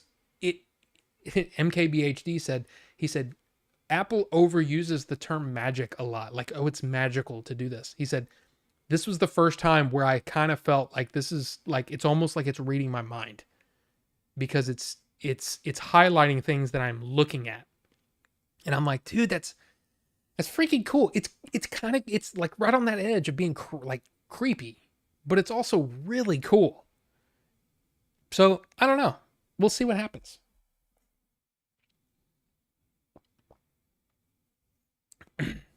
It's simple. Develop your own AR VR glasses for $1,000 and you smash Apple. Can't imagine the cost Apple have spent developing those glasses. Oh, it's got to be insane, because it's been something they've been working on for years and years and years. Get one for you and one for her. Only $8,000 after taxes. I mean, I honestly could see. I can't see us getting one, but the actual name is interesting because it's Apple Vision Pro. So it kind of makes me think, okay, so it's Vision. Is there going to be a Vision Air? Because, I mean, usually they have a Pro model and a consumer model, right? There's the MacBook Air and then the MacBook Pro. the iPad Air, the iPad Pro. So typically they have multiple models. So I would think that somewhere down the road, there's going to be the Apple Vision Air or whatever they want to call it. It would be a consumer level. This is more for, I mean, honestly, this is more for pros anyway. It's kind of like their big bad crazy monitors, that are, you know, comparable to like $30,000. That's the thing that kept bugging me about when people were saying, "Oh my God, it's $800 for a stand or something like that." I'm like, do you realize that this monitor has the same color gamut and the same color depth as $30,000 reference monitors? Nobody talks about those $30,000 reference monitors. Is like, why don't they make them for the normal person? Well, because there's pro level people that need that color depth and all that stuff. That this has very similar color depth to that. Anyway, so like, I'm like, dude, I'm all for Apple making a $3,500 freaking AR headset. Absolutely. It's not for everybody. It's really not for me. But I still think it's really cool, and I think eventually we'll get a Vision consumer level product. And it could be something for the masses, and I think it could be really cool, especially for schools. Once it gets down in price and schools can have that. I mean, think about it. When you're learning about dinosaurs, you can have a dinosaur in the room and people can spin it and all. Dude, come on. How cool would that be? Education in it, just by education by itself, could be the thing that makes this thing go crazy. So Google Glass is cool, but it wasn't the best. I mean, yeah, it was like a version 1. So, and it's still a tech demo. Phil, you're absolutely right. Regardless, this is still, at this point, it's still a tech demo, and it's coming out in 2024, $3,500. The only places that you'll be able to buy them is at an Apple store or online. You won't be able to buy them in any other store, which is kind of interesting. They're probably, probably for security and all that, because it's not, yeah.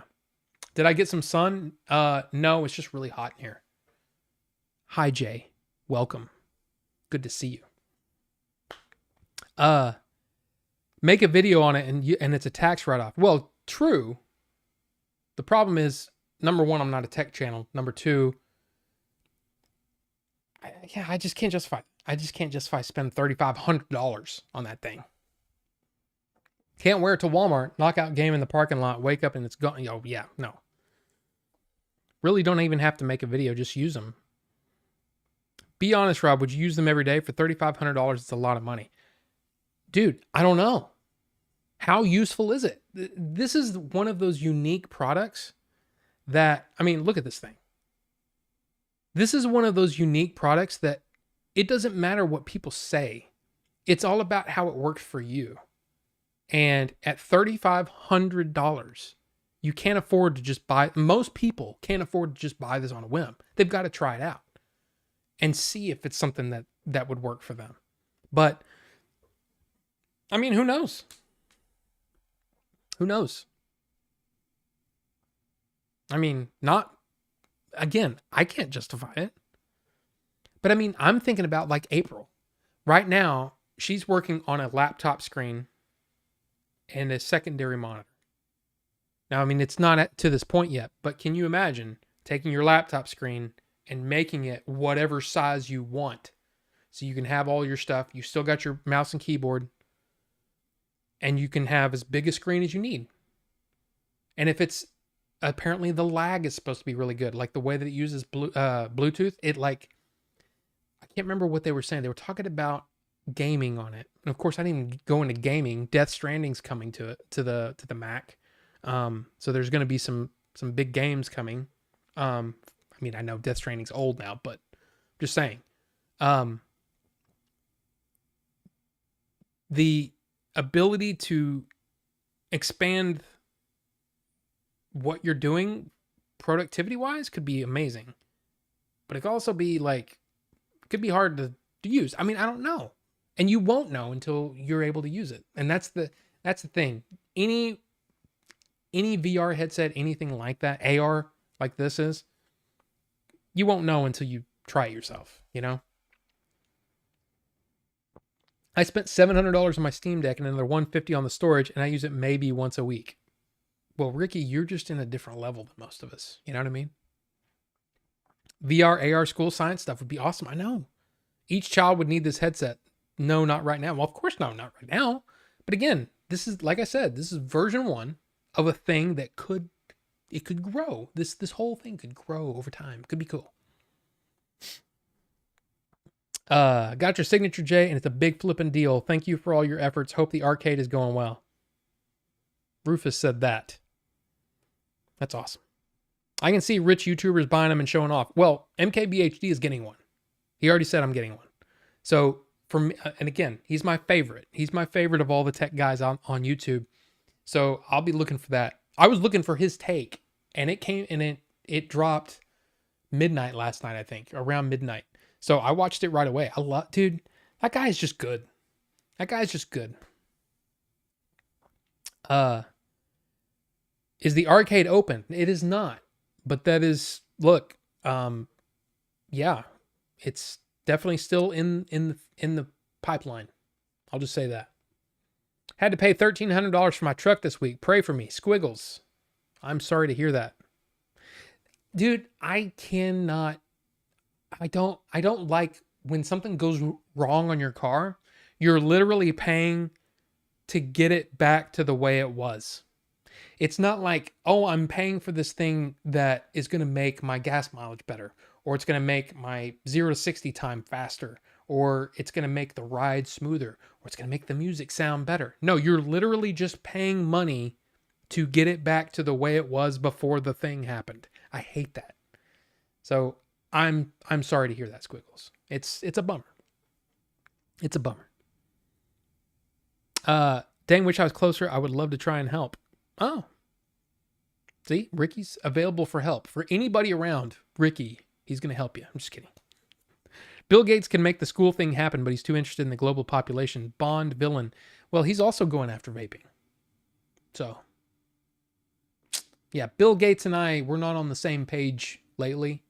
I read there was a book that he wrote in the mid 90s that really, I read it because I was interested, and he was talking about different VR things, AR things back then, and that where he saw things going. I mean, some of it came true, some of it didn't.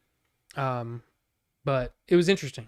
But yeah, Bill and I are on the outs right now. Okay. So just saying, I'm focused on getting a 2023 Dodge Challenger this year. I'll say this, not Gary. I just saw that you're in here. Have you seen this thing? What do you think about it? But I'll just say this. As a guy that's starting, well, I say starting, I'm literally getting older every day. I'm older. I'm an older dude every single day. I will say that as much as I enjoy driving my 2-door BMW, I really enjoy it. But holy crap, man. It's not a sensible car for a guy my age. It's just not. You know? I mean, it would be like, this is a car that a guy that makes a lot of money would have as his second car. This is a weekend car, which is what this car was, which is why it had such low mileage. It was a weekend car. I can't, dude. I need a 4-door sedan or crossover or something sensible. But there you go. It's your work truck. I paid $1,000 to replace front rotors and pads and ball joints when it was just my back rotor and pad, which cost me only $200 today from a friend. Hey. Good, but yes, not Gary. Good to see you. For both back to tons and Mac fans and labor, only $200. Got lucky today. I'm a Dodge Charger fan myself, and what up, Carbonite Dreams? Both back rotors. Let's see, I don't know much about them before what I'm seeing. They could be pretty cool, but dang, that's a steep entry price. Exactly. I'm interested in the tech. You know, I'm a tech guy. I like tech stuff. So this interests me a great deal. I can't justify spending $3,500 on a single headset. But again, there's a lot of things that you can do with it. So I'm interested to see how things progress with this and for the future of these headsets. Because I'm sure, like I said, Vision Pro is the name. like MacBook Pro, iPad Pro, iPhone Pro Max, blah, blah, blah, blah, blah, whatever. There's Pro as a secondary name. Vision Pro, Vision Air, Vision Poor Ass, whatever the name that they go with. I'm sure Poor Ass isn't gonna test well in the focus groups. They might say, I don't want to be reminded that I'm poor. But hey, it's for the poor ass. They might go with that.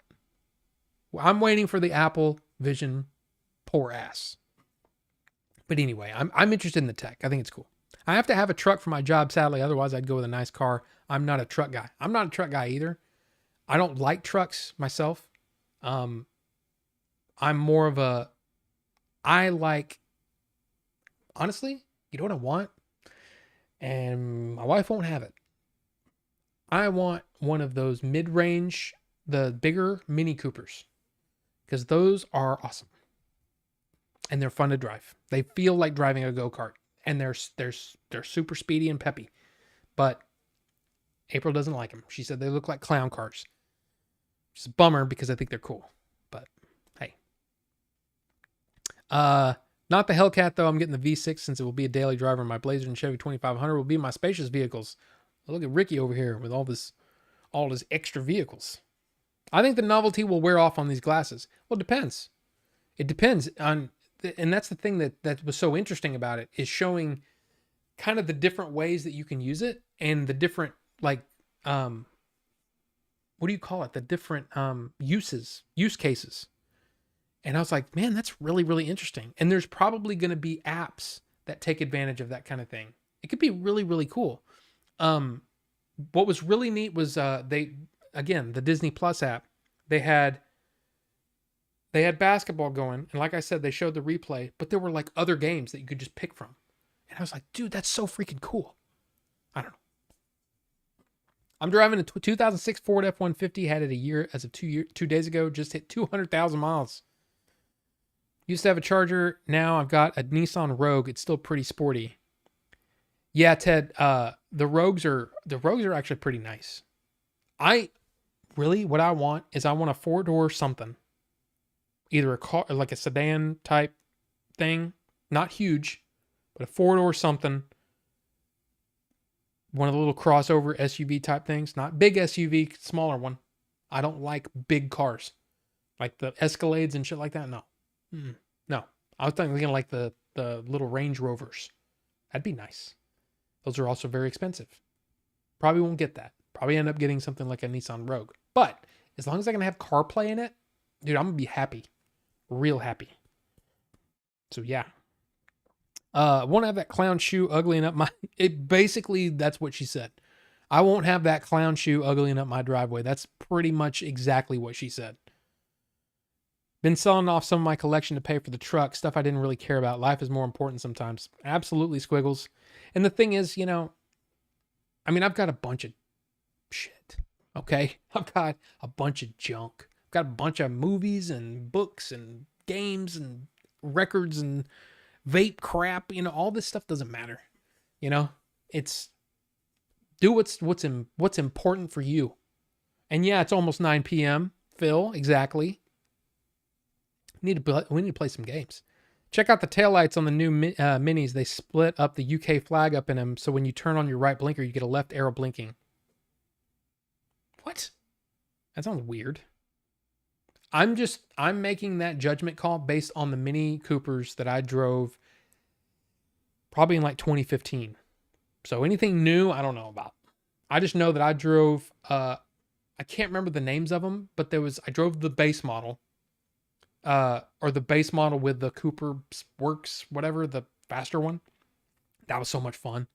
I really enjoyed driving that. And that was so much fun. And then the new mid-range, because they have one that's kind of big now. Or they had one. I don't know if it's selling well. But whatever the mid-range one was, and I was like, I like this. In fact, I drove back when Cadillac was still making the CTSVs. I drove a CTSV wagon, and it was badass. And the guy that I was doing the test drive stuff, because it was at a car show.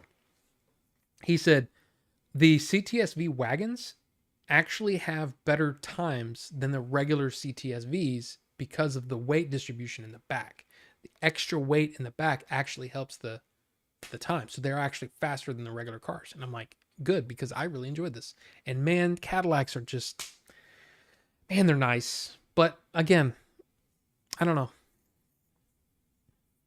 Yeah. The new Nissan 4-door something starting at $18,000. Exactly.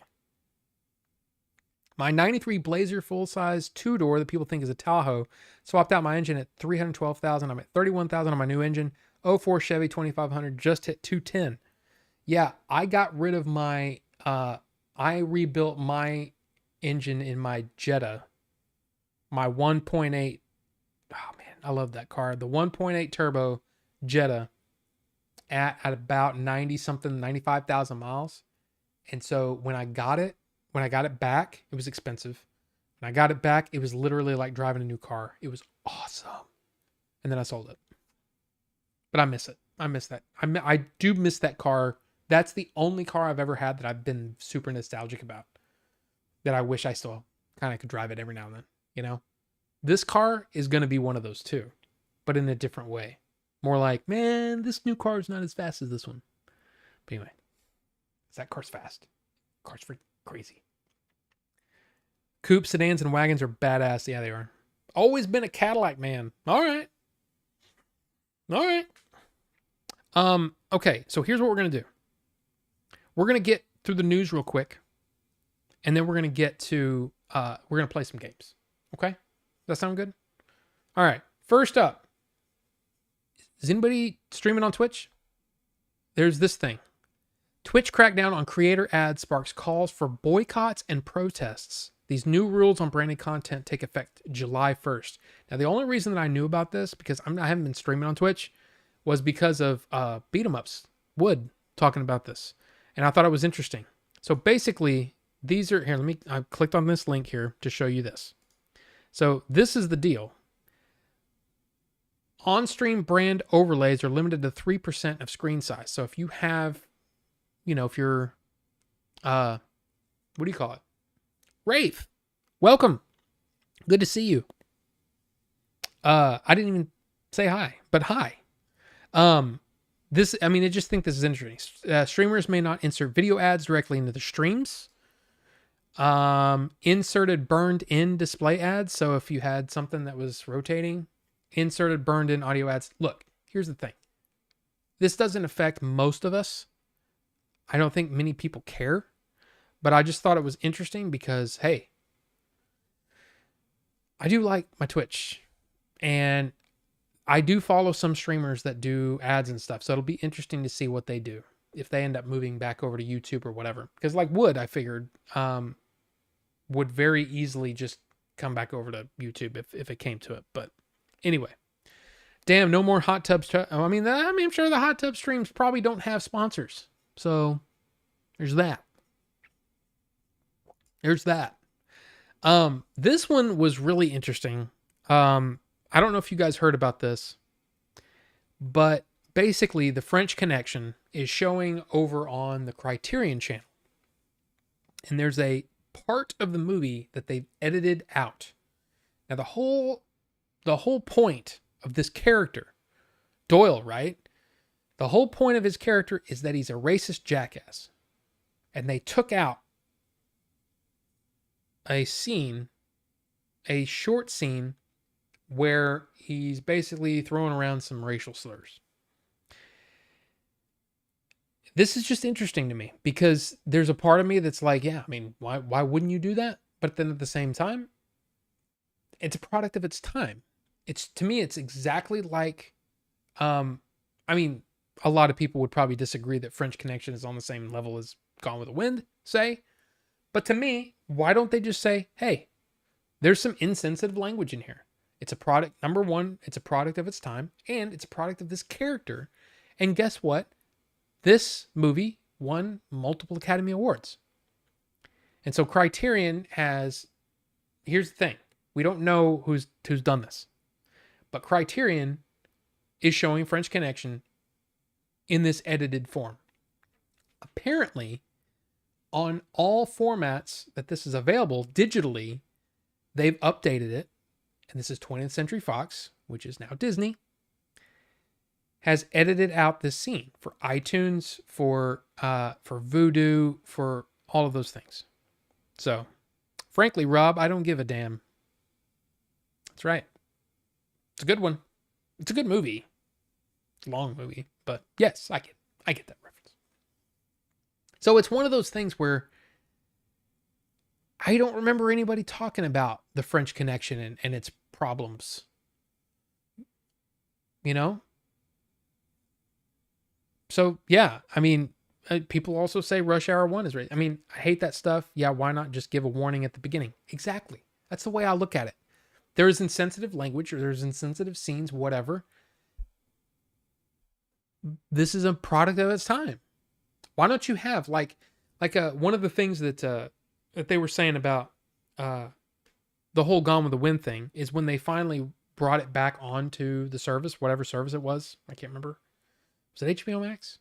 Anyway, when they put it back on there, they had this person who I don't think she's a movie critic. I think she was it's like a movie historian, and she basically said, "Hey, it's important to watch movies like this because this movie is a product of the time in which it was made, and it's important that we remember that this is the way things were done." And the scene or the character in question,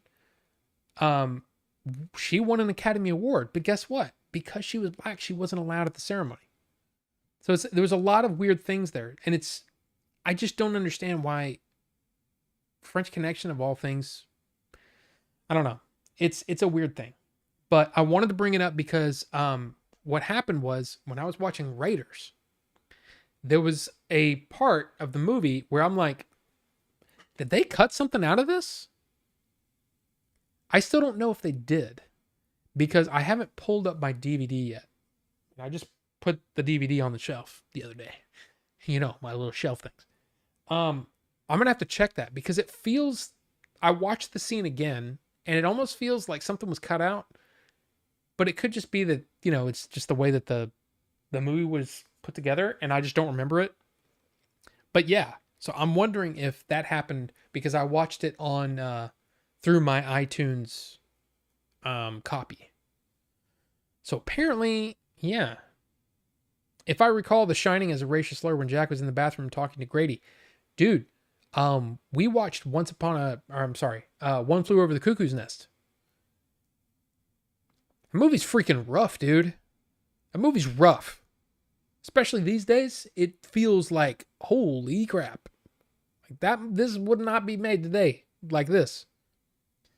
So, yeah, what about Pulp Fiction with Tarantino's character? Exactly. Dude, what about almost all Tarantino movies? Have somebody saying that stuff. I mean, yeah. So I don't know, man. It's a strange situation. I don't know what's going on. But yeah.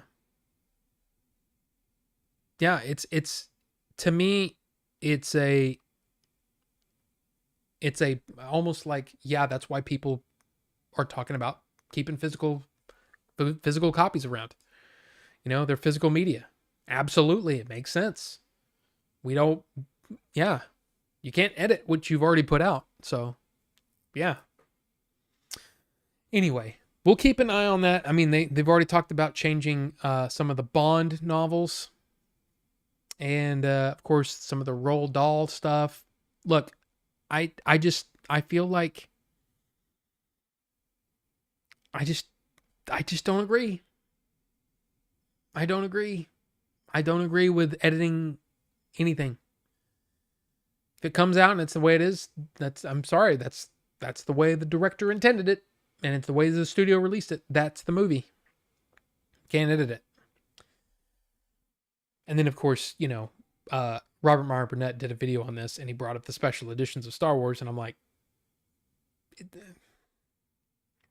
it seems different when a director does something versus when some studio somewhere down the road, because this was went way before 20th Century Fox was bought by Disney, you know?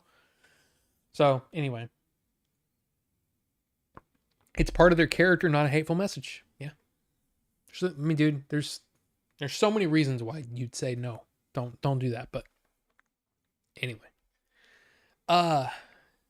Let's move on. Next thing. The Flash. My stupid head's in the way. 73. Oh, I guess it doesn't matter. 73% right now on the tomato meter out of 64 reviews. Now, I think what this means for those of us who want to see this movie, because I mean, again, look, I get it. You don't want to see it? Fine. But I think what this means is that for those of us who are really wanting to see this movie and have heard some of the hyperbolic things people are saying, like best freaking movie ever or whatever, we need to keep ourselves in check. 73%. It's not a bad score. It's still considered whatever, but of the 64 reviews, 73% favorable, 27% not. So there's that. Let's see. Rebel Moon. Did you guys see this? That Rebel Moon is going to have 2 films with 2 versions of each film. Now, Rebel Moon is, of course, Zack Snyder's new movies on Netflix that are coming soon. Yeah, I just thought it was interesting. This is explained as one cut is a presentation that anyone can enjoy and watch, while the other is an explicit version aimed at adults. I mean, okay. He says, I think for fans of mine and people who are ready to take a deeper, harder dive, that'll be fun for them. Yeah. Oh, you know, yeah. I mean, why would I want to watch the sanitized version? Unless, you know, it's like, man, this is really cool. And I wish, you know, my nephew could watch it, say. But I don't think we need all the stuff, you know? Maybe. It could work. Who knows? But this is what producer Deborah Snyder, Zack Snyder's wife, this is what she said. Netflix film chairman Scott Stuber was like, on the service, under 2-hour movies really do better for some reason. Even though, you know, you'll binge watch a series of 8 episodes. Zack said, if you ask me to make this less than 2 hours, I'm going to lose all the character. You won't care about these people. It's a character story about how people can change and redemption. And what are you willing to fight for? So he said, what if I give you 2 movies? So yeah, there you go. There you go. Well, I mean, Deadpool came out with a sanitized version. And this was before they were bought. But here's some of the images, the first images. I'm one of those people that I'm rooting for Zack Snyder. He's real hit or miss for me. He just is. But there you go. There's that. So I'm kind of interested. I'm kind of interested to see how that's going to go. Finally, the final thing on the news is just, look, this is the way it's going to be going for a while. So SAG-AFTRA, Screen Actors Guild, members overwhelmingly approve strike authorization. So 47.69% of the eligible members. So out of all the members, 47% of them voted. And of those, 97.91% of those voted in favor of striking. So it's basically at the end of June, if things don't go the way they're looking to go, they're going to strike. So we'll have writers on strike, and we'll have the actors on strike. So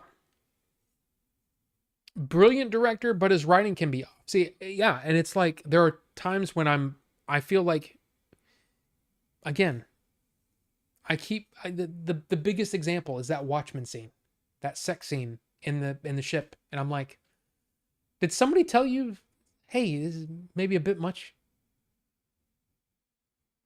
I don't know. Prime time for YouTubers. Well, yeah, and reality shows, and going back and watching some other great shows. Like I'm going through Succession right now and loving it.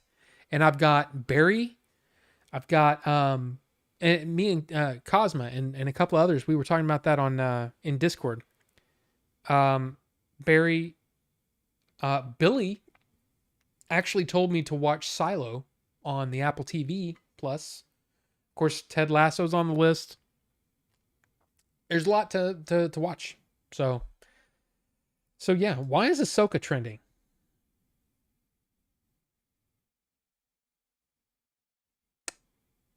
Okay.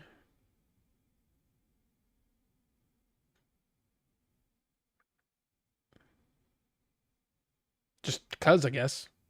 A new photo of Rosario Dawson and Mary Elizabeth Winstead as Hera.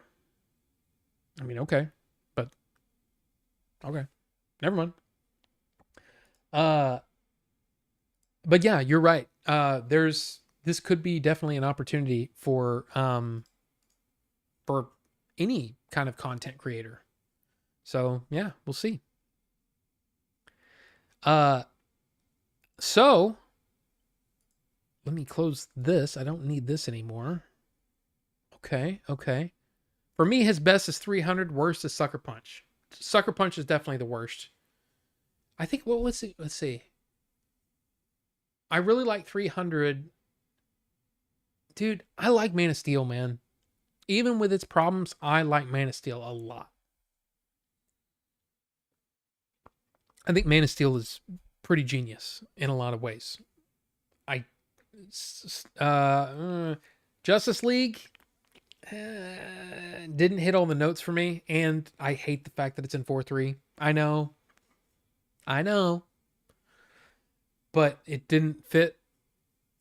It just was like it was trying to be different. I just don't get it.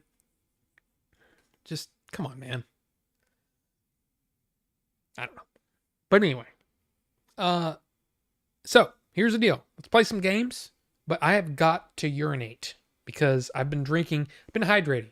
You know what they say. Stay hydrated. This is a threat. So being hydrated is a good thing. Anyway, I'm going to go to the restroom and we'll play some games. So I'll be right back.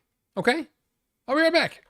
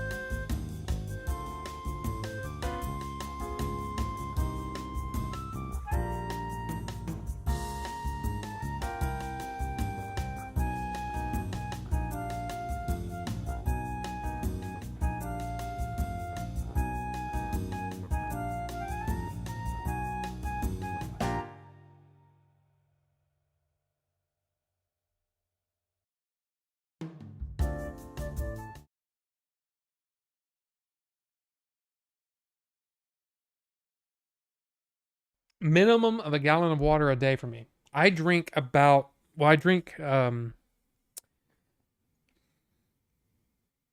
I drink two. What is this? I think we talked about this. This doesn't say how big it is. I think this is 32 ounce. I drink two 32 ounce teas a day. That's 64 ounces. This is also 32 ounce, I believe. And I drink minimum of 3, maybe 4 of these. Yeah, because I drink one after my tea. I drink a lot, dude. I drink a lot of this stuff. What mod is this? That is the Thelema Quest by Lost Vape. And I have this in... I am in silver. I have this one. It's the same... It's basically the same mod, but this has got a clear acrylic battery cover. I don't use this one as much because this one's got this one's the DNA version, which is a more expensive chip. I use the cheap chip for my out and about and stuff, which is fine. This is fine, but and I like the carbon fiber sleeve better than the clear sleeve. I bought the clear sleeve because I thought I'd like it, but I don't. So there you go. But I have this in black. I have a silver one. Dual. Because they were cheap. I got them cheap. I think they were like $35, $40. And then I have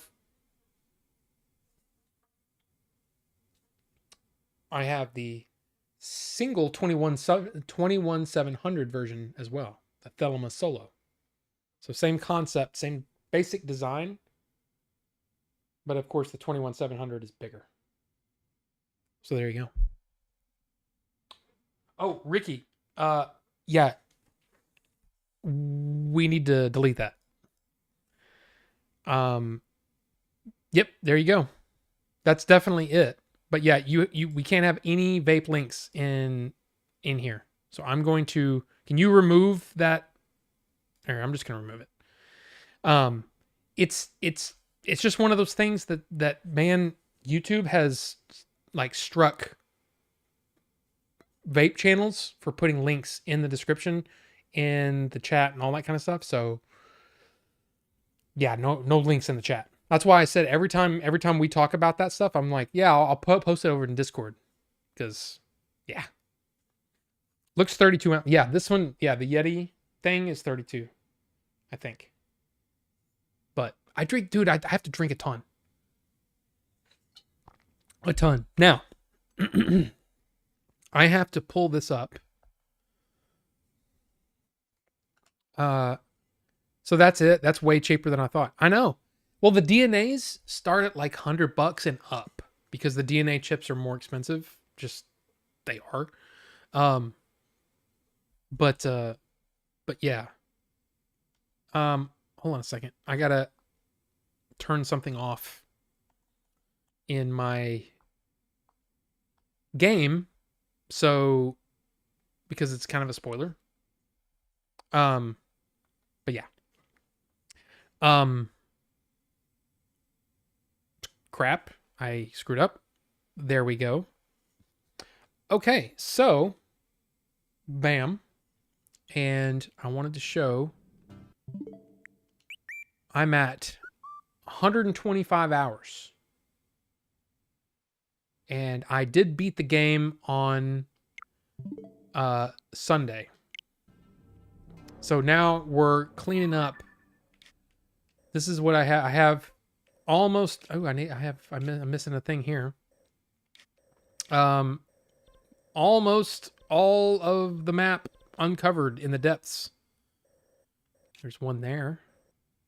Forgot about that one. We've got the rest of this up here. So we're getting close. And I've done 2. That ending though. Yeah, I did beat it. But I mean, like basically right after we talked about it, I'm like, okay, let's figure this out. And then there's a lot to the ending. And I'll tell you this, I did not focus very much on on the fighting skills. So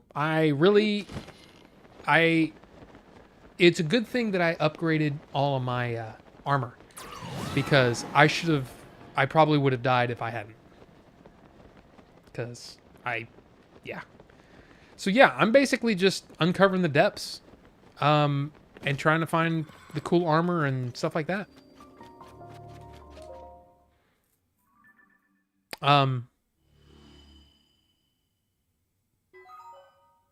Okay. Let's see. Let's look at the okay. Let's look at the stuff around here. Okay. Have you done the Scorching Coliseum yet?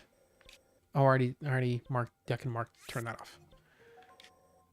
Ricky, have you done the Scorching? What heroes do you have? I turned off a thing. Because, yeah, it's kind of a spoiler. I'm going to play Diablo 4 tomorrow. Well, here's the thing. You haven't done any Coliseum yet. Yeah, I kind of wanted to do it, but then I was kind of like, I'm probably going to get my butt kicked, so... Yeah. Yeah, never mind, Ricky, yes.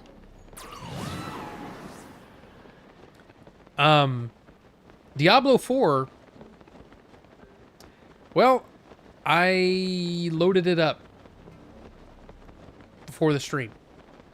So... We can try that if you guys want. 135 hours in, only did 2 temples, just trying to do side quests, explore, and get shrines. Absolutely. Well, you, well, I don't know. I want to show some stuff just in case I don't want it to be spoiled.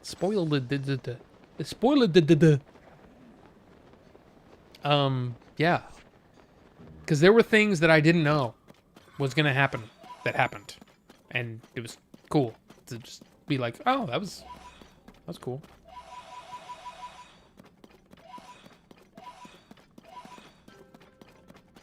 So trust me, I will still do my best to not show spoilery things. But I do have a lot of cool weapons. What was that? Yeah, this one. Holy crap. 83. I just got that by beating one of those construct things. But I think I've got...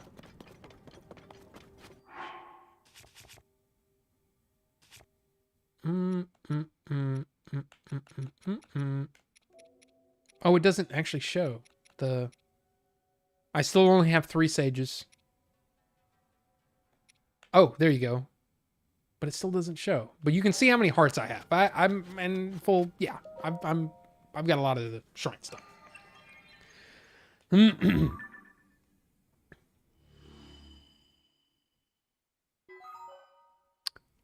Okay. This is how you can find some of those... which is kind of disappointing when you come across the... like something like this. That could be... It's probably not a mine. That, I'm pretty sure is not a mine. This one looks like a mine. A mine! Which I think I already did. So the mines are more interesting to me. I don't care about going after the Yiga crap. So yeah. Okay, where am I now? Oh, I'm here. So good, we're out of the lava crap. We can get out of the lava crap and I can put on my good armor. I got some decent weapons now, just killed that flame Gleeok. Yeah, see, I still haven't tried one. Because I tried it really early and was like, oh, I'm not strong enough to beat this. I probably am now. I probably could do that now.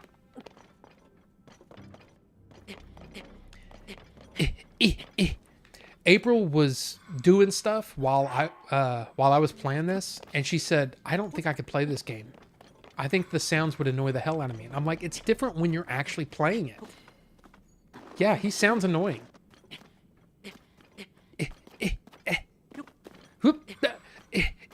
You know, it does sound annoying. But I think it's different when you play it. I don't know. Is it annoying to listen to? See, I haven't played... I haven't done any of the Gleeoks. I'm pretty sure I know what you're talking about there, Ricky, but yeah, it's probably best to keep it on the down low, just in case. Can we get out of the freaking heat, the lava place, please? Please? His voice never bothered me. Me neither.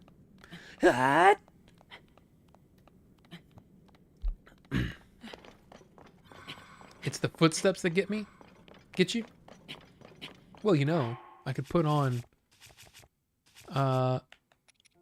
the stealth tights. I mean, it is quieter. Would you get up there, please? Thank you. Stand up. Stand up, please. Stand up. Okay. I don't know why you won't stand up. That was weird.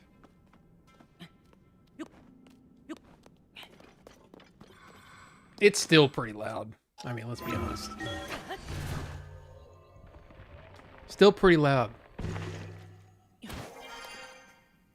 I will say this about the... This is my review of the game. My thoughts on the game. I think the game is amazing.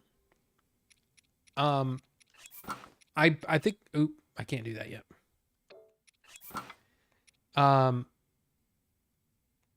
Put the climbing stuff back on because it's faster.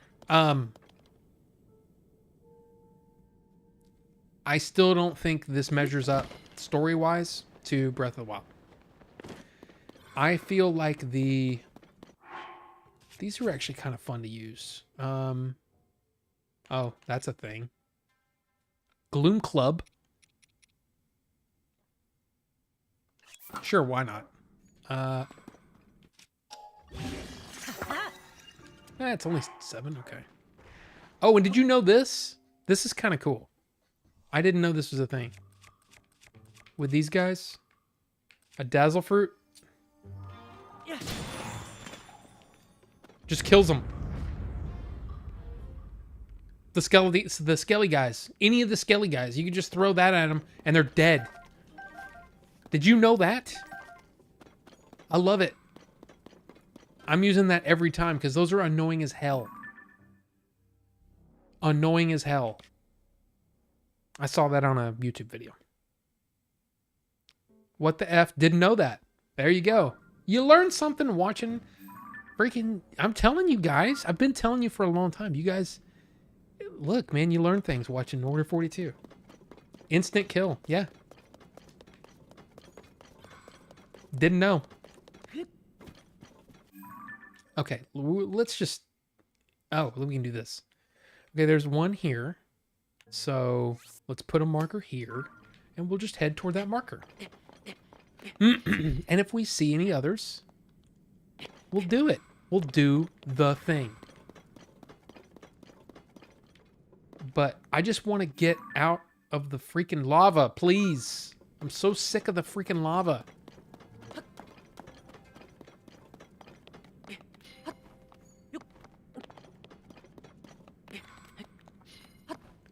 Okay, that's really tall. Like, really tall. Alright, we're going to be climbing for a while, guys. It's just the way it is. It's just the way it is.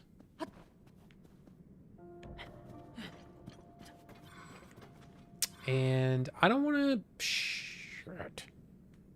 Why not have to go around? I'm going to have to go around.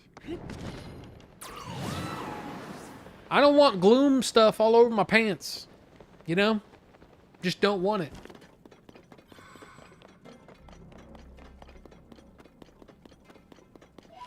I could build one of those, things, maybe. I got a couple of fans. Do we have any steering sticks? Batteries. Yep.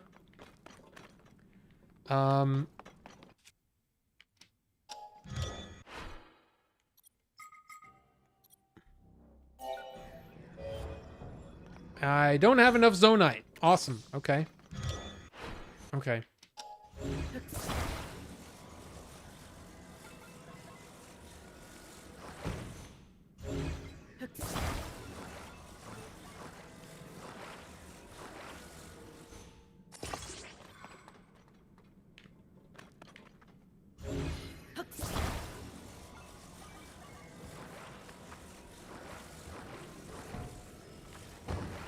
All right, come here, come here.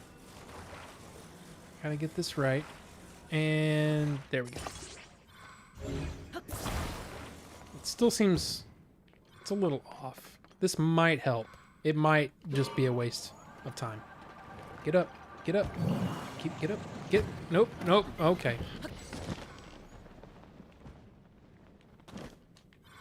Maybe I need a little more room to get some height.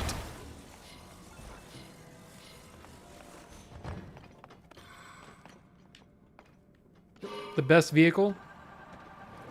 Well, if I can get off the freaking rocks. Go up. Okay. Screw it. See, this is why I hate building. I only have 3 batteries. Yeah, I've been working on that too. I've been, you know, because the what do you call them? The bosses. You find them down in, when you find them in the gloom, they're in a couple of different ways, like a couple of different arenas almost. When you fight them there and you open the chest, you get basically another cell for your battery. So I've been fighting them as I come across them, but I don't care about it's like I don't care about it super much, but okay, where am I going? I'm heading back into the freaking going the wrong way, guys. I need to go this way. Can I just I'm just gonna climb. I'm just climbing. Uses a lot of batteries for those bikes. Yeah. Yeah, but you know. Well, when Rob's not driving. Yeah, it is the best when I'm not driving. Yeah. I don't understand why I couldn't get any freaking height out of that. But the thing is, I usually just do this. So, and hey, gives us time to chat. You know what I mean? Because I got stamina for days, you know? Bucho, what's going on? Good to see you, sir. Good to see you. Yeah, give me that stamina back. Keep on climbing. Keep on climbing. Keep on climbing. Boo-doo-boo. I don't know what my problem is.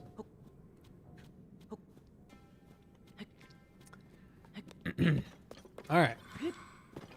Can I please get out of the freaking lava place? I'm pretty far away from it now. Can I please not be on fire all the time? Damn gloom. I'm probably still going to take some damage over here in this little space here. Like right here? Nope. Okay. Okay. That's cool. That's cool.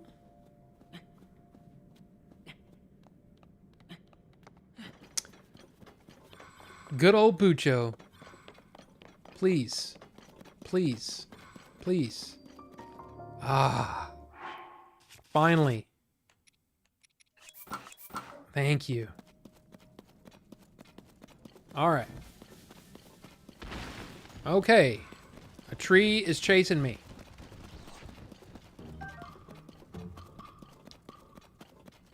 What's that? Bomb flower? Muddle bud. I like the muddle bud.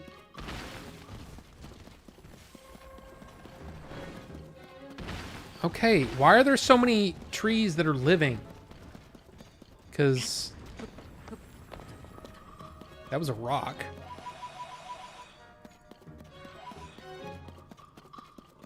I don't have any axes, So, okay, you know what?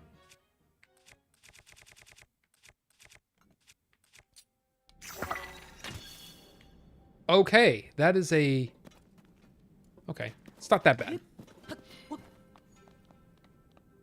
see, wait. Oh, wow, I just because a Yiga LOL. What?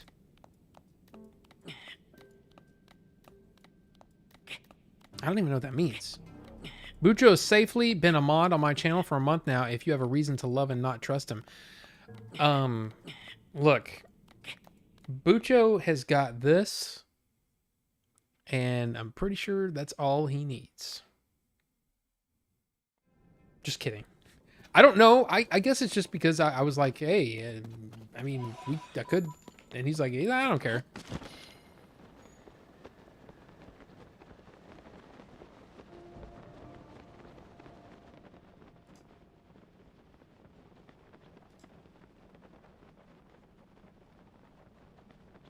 Hey, wait a minute.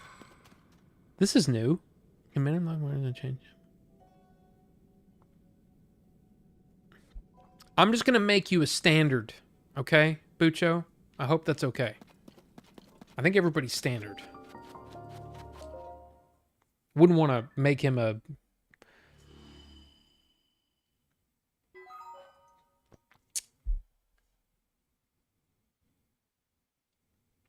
your Bucho love made me auto respect him. Then I got mod before him. Hey, there you go. Yes, Bucho, absolutely. In fact, I completely forgot to talk about it on stream. But you're absolutely right about J Guys and Jedi. Chris from J Guys and Jedi. It's on Twitter, right? I tweeted about it the other day. Let me see. Okay, hold on a second.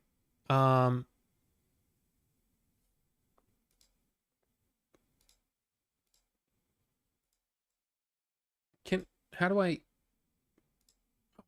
Yeah. Yes. Oh, crap. Crappity crap. Hold on a second. Studio mode. Browser capture. And Twitter. And now it's going to look weird because I'm not on that thing anymore.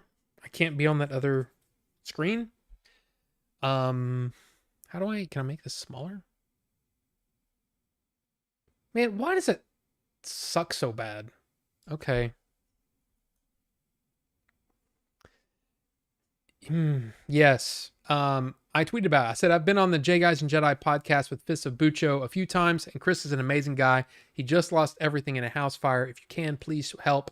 Retweets are appreciated. And yes, here is the GoFundMe link. Again, I have been on J Guys and Jedi a few times with Bucho, talking about Star Wars, Clone Wars, stuff like that. I heard about this when, again, Bucho said it. He and his roommate and their cat are okay, but only got out with the clothes on their backs. Yeah. I did donate to this goal. He's about halfway there, 5,255 raised. But yeah, great guy. And yeah, I did give some money on that. So, because I wanted to help. But yes, thank you, Bucho. There's a 5-minute message from Hope on the J Guys and Jedi feed explaining it, and a GoFundMe link if you have a couple spare bucks in your budget. I gave that day. What was it? This was Sunday when Hope messaged me.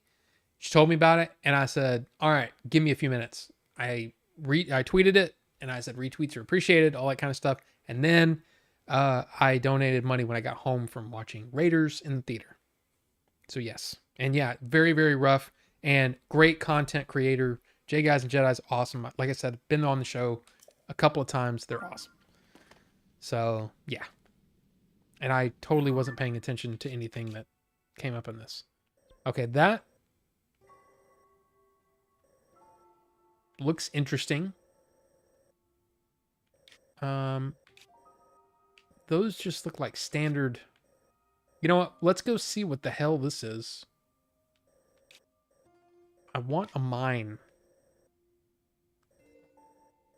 But let's go see what this is. Put a yellow mark.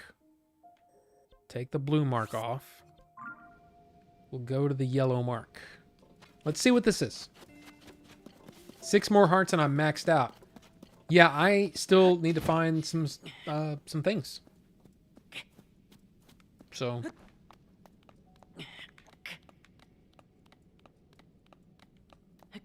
maybe I should just glide over here.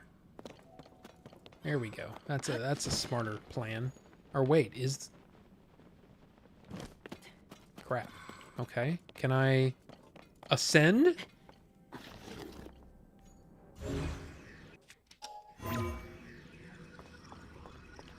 Can I not ascend up to the thing? Really? Come on, man. Damn. Okay. Looks like we're climbing. Bucho can be head mod. I mean, maybe. But, you know. Wasn't trying to be pushy, but there was a level of feel bad involved. Oh, no. I don't look at mods as status, really. I mean, it kind of is, but at the same time, it also feels like work to me. And I don't want anybody, like, if any of y'all said, yeah, I just want to hang out, I don't want to worry about, you know, this or that or whatever, I'd be like, yeah. But I don't want to put y'all to work unless y'all really want it. But I feel like now we've got a good enough crew that we don't really have to worry about that. I shouldn't have been jumping, because I don't know if I'm going to make it up to the top. I always say to new mods, don't thank me, I'm putting you to work. Yeah, and that's the thing, is I don't want anybody to feel like they have to watch or anything like that. I shouldn't have been jumping. So I'm screwed. I'm going to go over here and, yeah, not die, hopefully. There we go. Have you ever played the remake of Link's Awakening? Yes, and I beat it. I very much enjoyed it. Very much enjoyed it. This was a bad place to start climbing.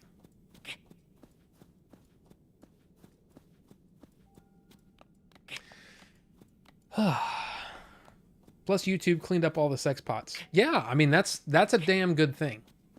A damn good thing. Almost why didn't y'all do this earlier kind of thing.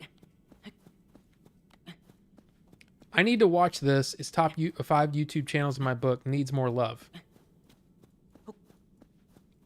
Are you talking about my channel? I mean, I appreciate that, but I'm not top 5 material. I'm hey, you know, hang out material. I was kind of hoping that would be not steep enough that I could fill up my stamina, but it doesn't look like that's going to be the case. I want a remake of A Link to the Past like this, or that in the 3D style of this. Yeah. I'd be down for that. Is this a little ledge where I can rest? Because otherwise... Ooh, it is. Nope. Might be dead. That didn't seem like that should have worked. Like, that shouldn't have worked. Is there a freaking cave here that I'm missing? Probably is, and I'm an idiot.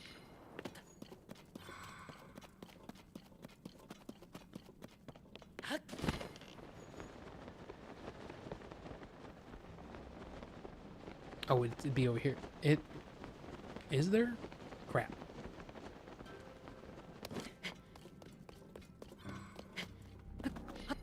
Gary, and playing this game right now, why are you saying you're not top 5? Because I'm realistic. I'm just a dude doing the thing, and I don't feel like I have the skills or the charisma or the talent to be considered top 5. There are so many, dude, there are so many channels out there. So many channels that are just so freaking amazing. It's so good at what they do. Like how am I bigger or better than like MKBHD? There's no way. No way. I'm totally going the wrong way, and this is not what I'd planned. Okay. So I'm not going to worry about this right now. So take that. I have to go back over here and actually, no, I don't. Let me see. Let me put a thing here. Blue. Head towards the blue, which is way up there. Okay. Taking the long way. Modding for Jay is work. You have to approve every message with cussing in it, and he always wants you to post the links to Discord or movie. I mean, yeah. See, he needs to set up stuff like mine so I can say, hey, movie. Right? Somebody can type that, and then, bam. There's the link to the movie. You know what I mean? He needs to set that crap up so he can make it easier on you guys. But it's also easier on me. I don't have to worry about anything. Like if I say, Jake, wait, it's just Jake. I think.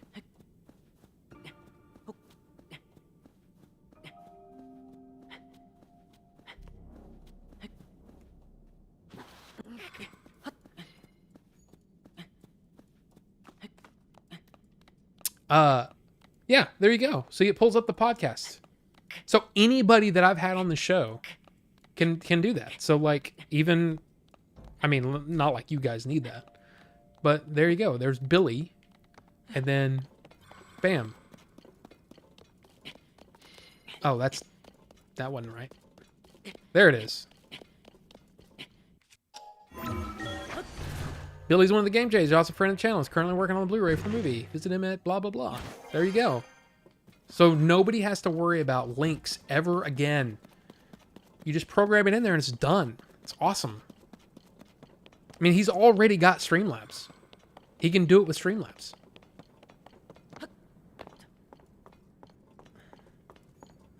Know me? But Carbonite, that's amazing. Thank you. I saw that too. Great. Game Chaser, Shady J, Order 42, Review Tech USA, and Wraith Now. See, that's awesome. I appreciate that, but I just know that I'm not, and I think part of it too is because I know that I could do better. What is that? Oh, that's the lava. That's the lava area.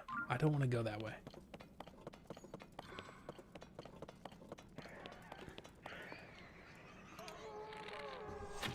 I don't have any freaking arrows. Are there people coming my way? All right, come here. Come on.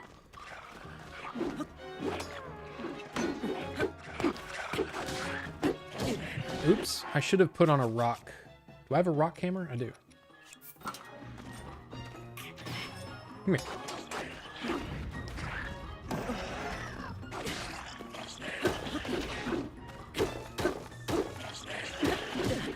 Okay. That seems fair. Yeah. Bye.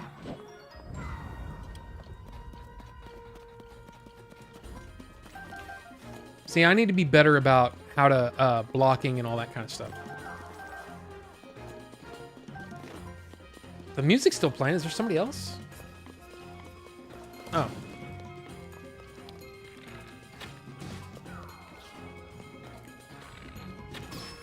Bye.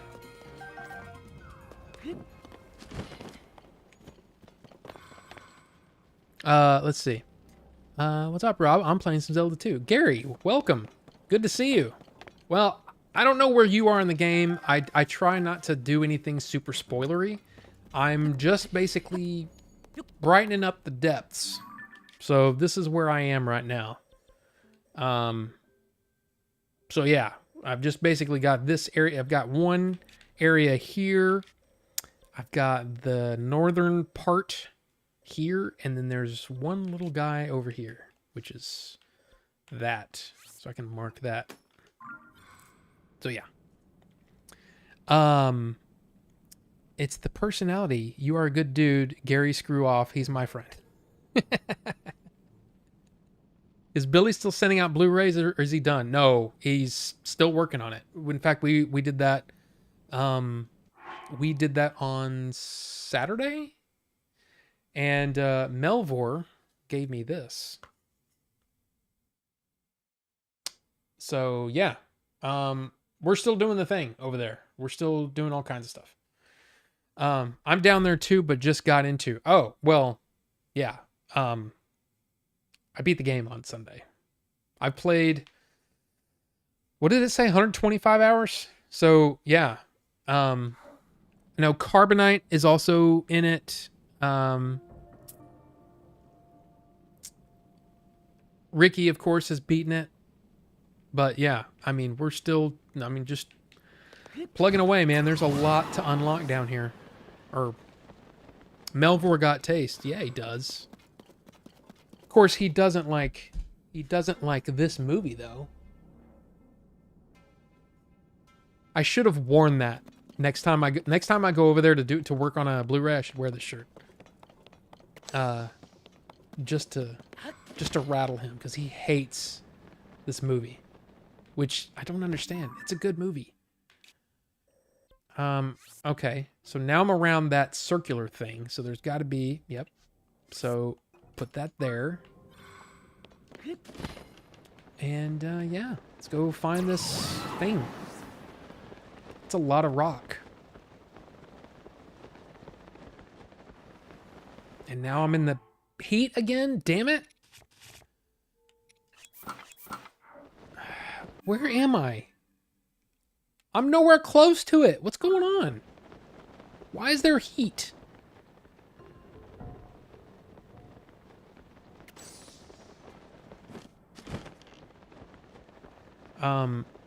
It's got to be getting close, right?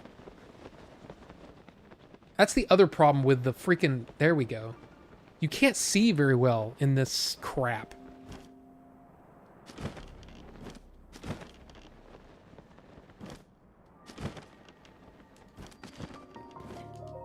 All right. Yeah, that was like completely not worth.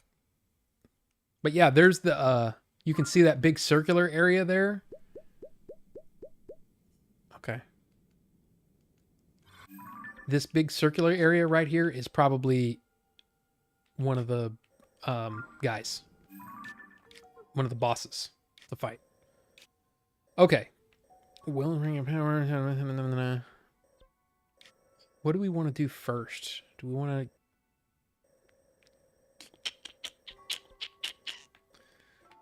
Let's... Okay, well, let's unmark this. We don't need that no more. You know what I mean?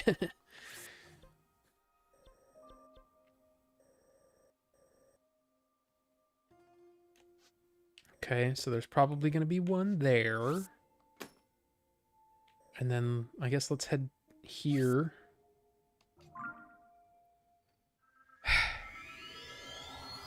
More freaking hot stuff. 1 Game Chasers. Chode saved my life.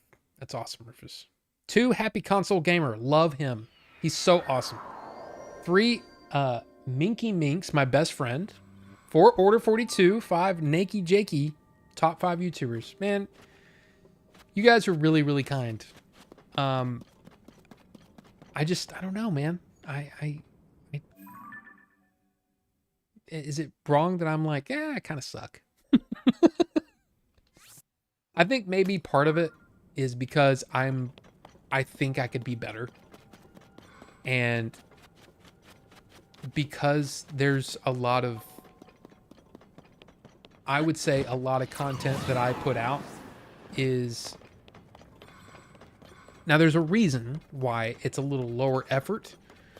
It's because I've got other things that are taking priority for me. I think that's probably why I say I shouldn't be in anybody's top 5, because this is really just for fun. And I'm glad that people enjoy it, but I think there's just better YouTubers. I don't know. Not low effort, it's real based. Are you talking like not low effort, it's real based? Is it wrong that I'm old and I don't understand exactly what that means?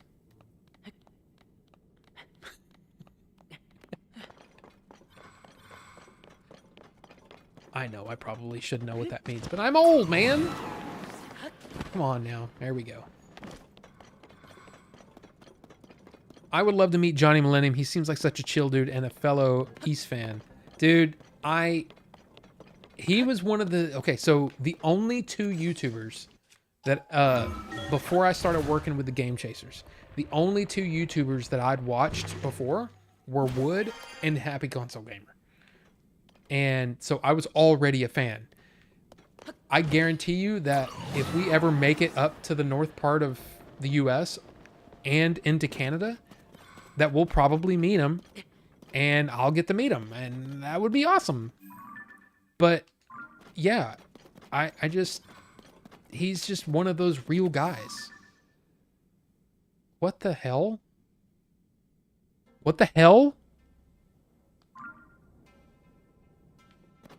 How did I not realize that the dragons came down here?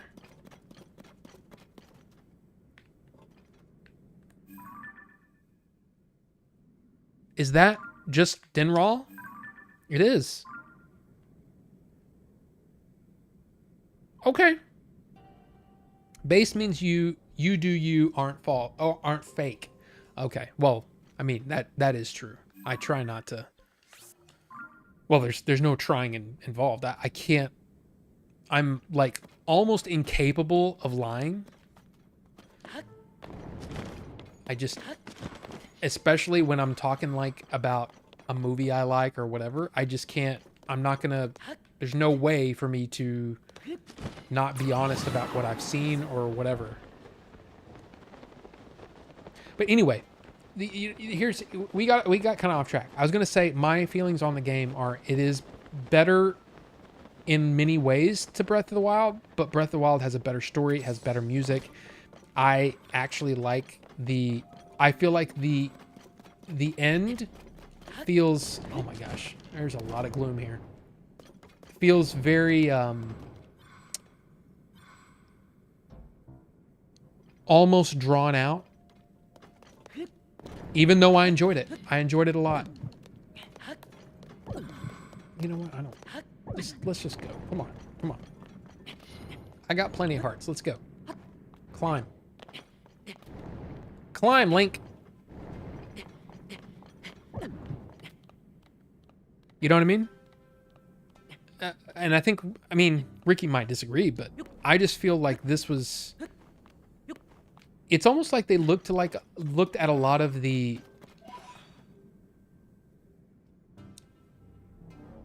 I guess a lot of the criticism from the first game and said, oh, it feels like they want more boss stuff.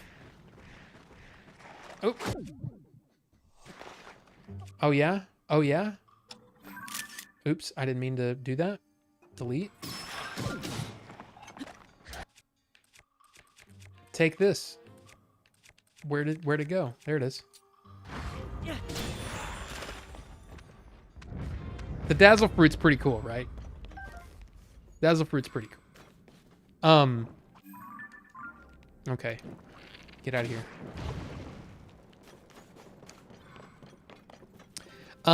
So yeah. It's...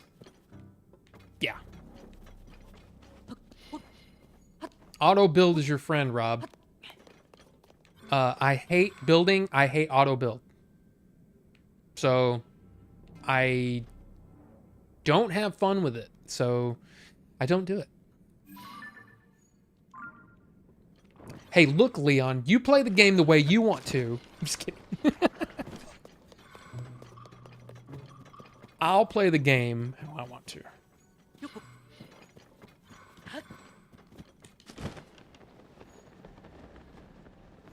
Okay, so the blue mark definitely has a shrine on it, or whatever light thing.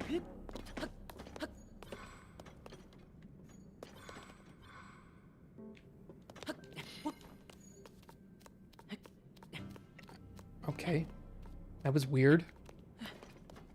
But how's it going, Leon? It's good to see you, man. Where was it? Okay, it's that way. There's a lot of gloom. And Leon, I don't know if you saw or heard, but I did beat this on Sunday. So no story stuff. I don't want anybody getting spoiled, including you. I don't know how far you, or did we talk about how? I can't remember. Now I can't remember if we talked about that. But yeah, lot of just gloom stuff or depths stuff, and yeah, just hanging out, you know, doing the thing, you know.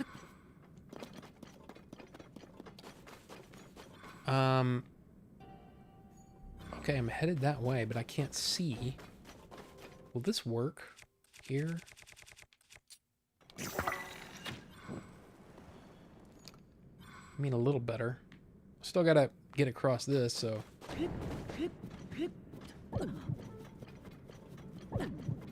Pew!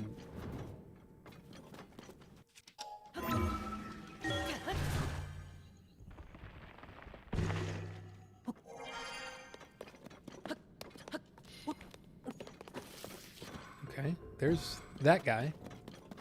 Is that a... That's a little guy.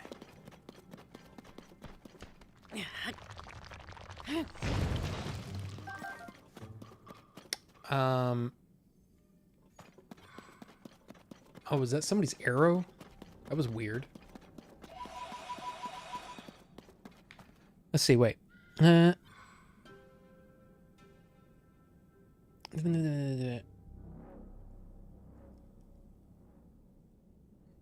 Base means you aren't fake. I'm too old to, I can't, but I keep up with the kiddos.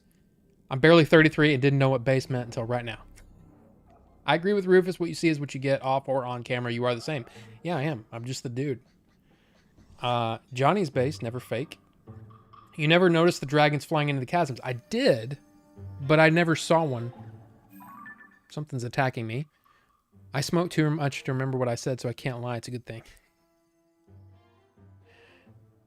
I enjoy that long ass ending and those fights. See, there you go. I was kind of like, okay, this fight is... What's chasing me? Oh, screw those guys.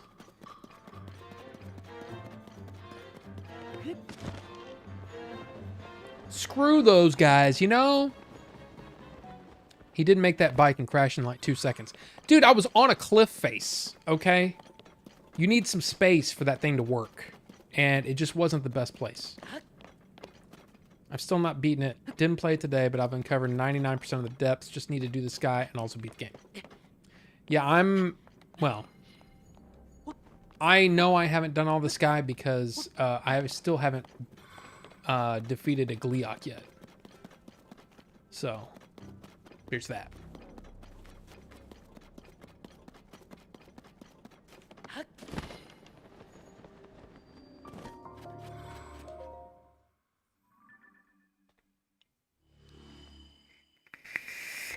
Yay! Oh.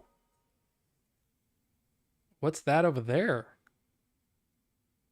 I haven't done that yet, I guess. Didn't that just get uncovered?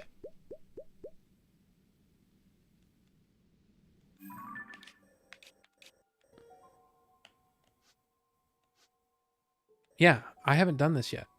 Interesting. And there's there's definitely some shrines up here I haven't done because I don't have any shrines up here, and yet there are things up here. But you know what? You know what I want to do? What I want to do right now?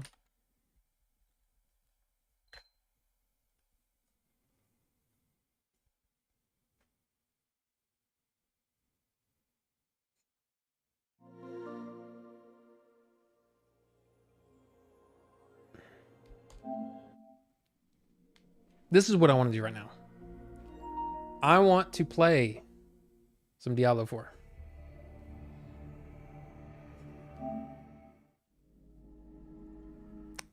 Okay, so here's the deal. The only thing I've played so far is part of the early beta. I don't know if that carries over, so we're just gonna see what this does. Press any button.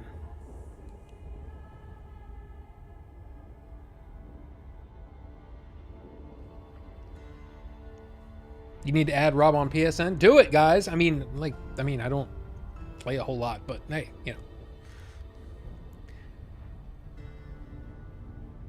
I wonder what's in the brown square location.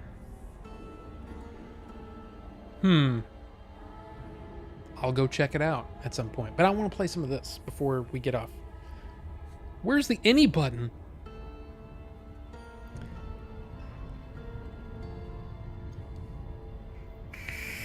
And this right here was why I said, because it back when I was doing the demo thing, it said queued for login like an hour to go, and I'm like, okay, well, I don't have time for this. I don't have time to sit here.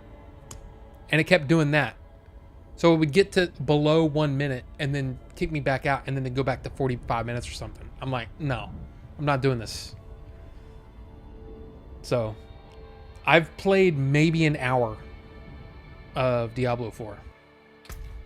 So adjust the brightness until this logo is barely visible.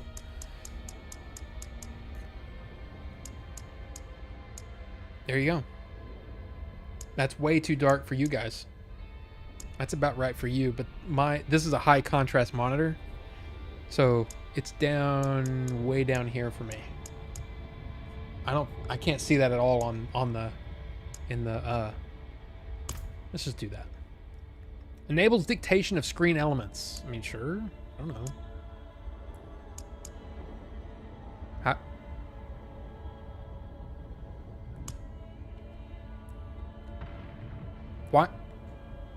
Why is this not working? Can I not turn this stuff on or off?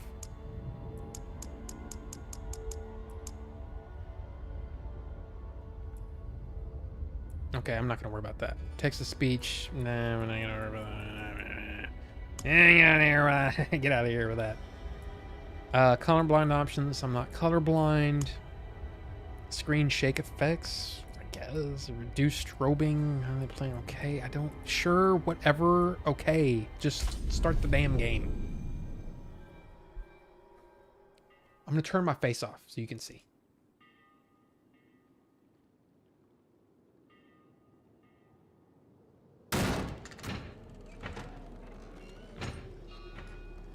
That was loud.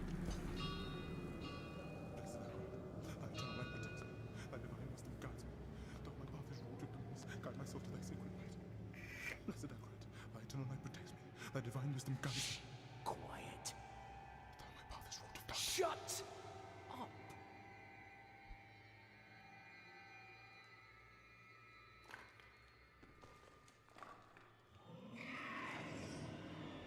They have our scent. Run!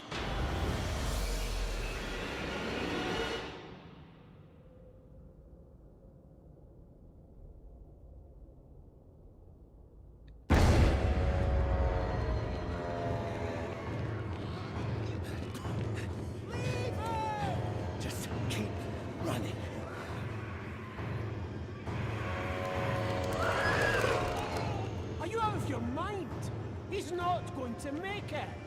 He has to. Blessed Akarat, thy eternal light protects me. Thy divine wisdom guides Look at me! All the gold we want is right. I've already seen this. No, I just came here for knowledge.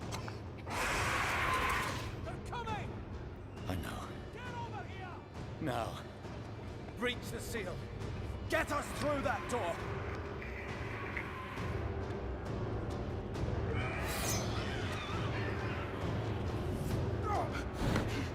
Oh, light, help me. This is rough, man. By three they come. By three thy way opens. Blood show. This doesn't make any sense.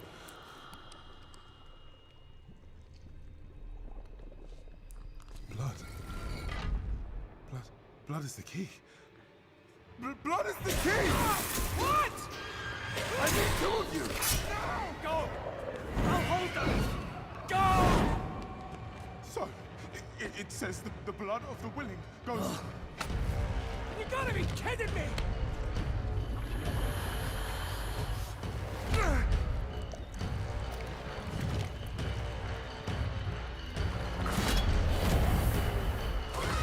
It worked! We have to help him! He's dead already.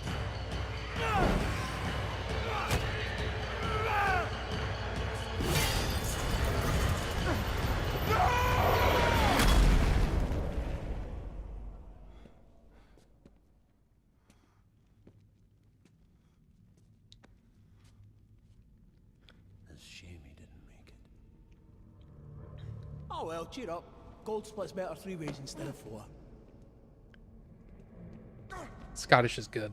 Must be hidden here somewhere. Read this. Poor guy.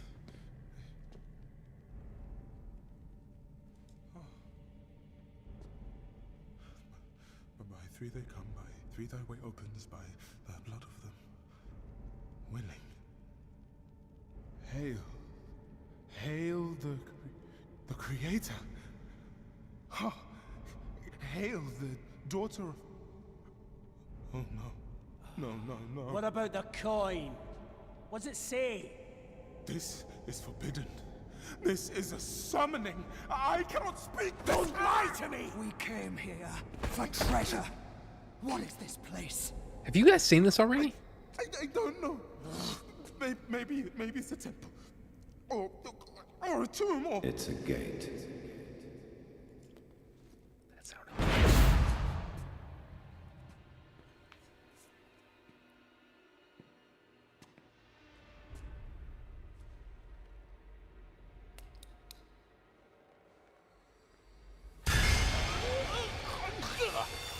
And blood is the key.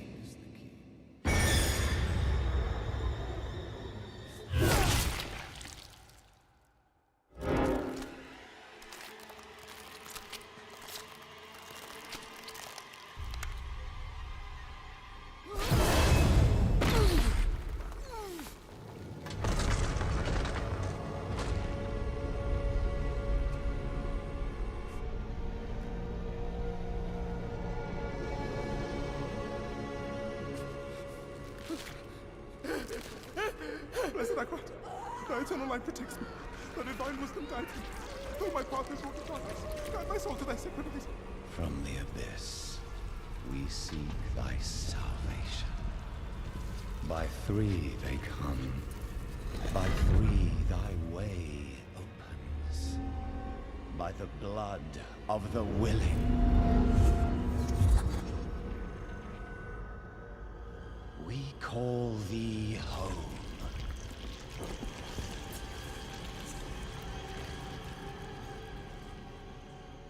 Come.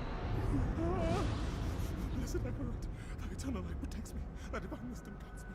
Though my Open your eyes. eternal light protects me. Eternal light protects me. Eternal light protects me. Eternal light protects me. Eternal There light... is no light here. into the darkness for knowledge. It's really cool. Really well done. Yes. And all the knowledge you seek is here. Surrender. Speak the words. Call her home.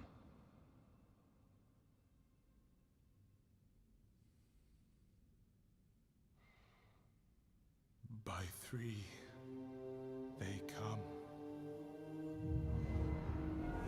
By 3, thy way opens.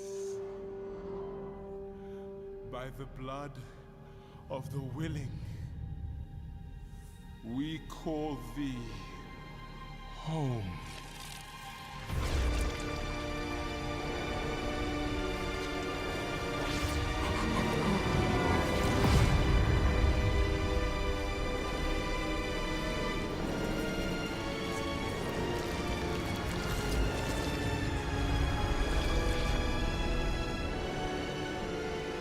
Hail, daughter of hatred.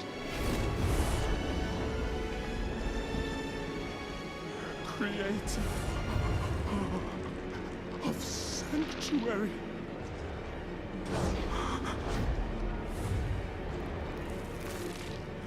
Hail.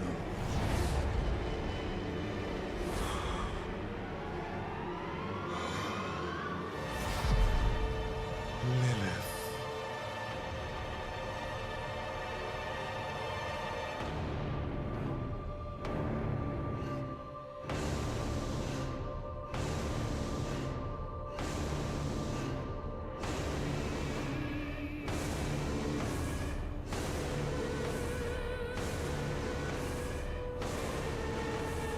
Blessed Mother,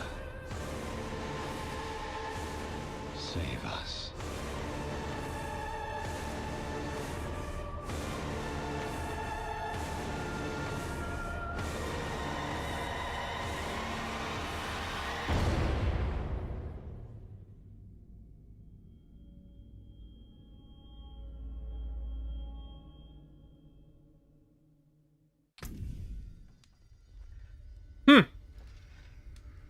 Okay then.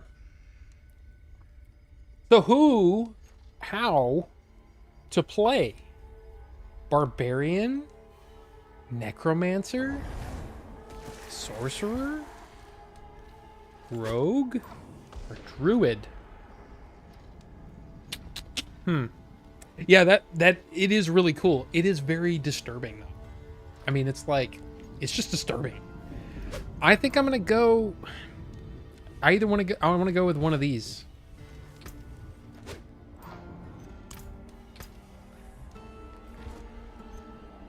Fire damage, frost damage, shock damage, marksman, imbuements, traps. Sorcerer for me. I mean, that's what I played on Diablo 3. That was my main. But I also played as the Demon Hunter. There's no Demon Hunter this time. The Barbarian looks cool. But I think I'm gonna go Sorcerer. I think I'm gonna go Sorcerer. And definitely a female. Now let's see. What do all these look like?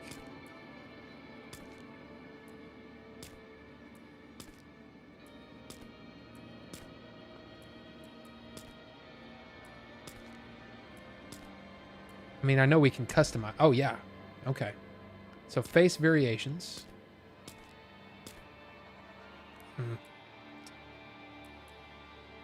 That's kind of cool. I gotta say. What is it? Vitiligo? Is that what it's called? That's really cool.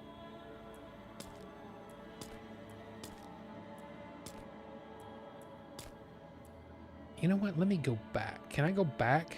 Back to body type. I don't care.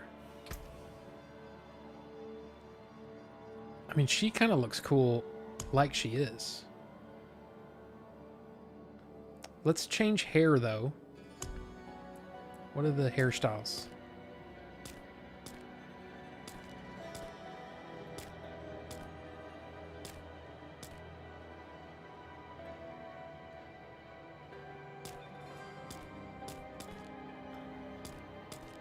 I already went through them all, didn't I? Yep. Gotta go ponytail, right? This looks awesome. Oh, she looks awesome? Yeah. Facial hair.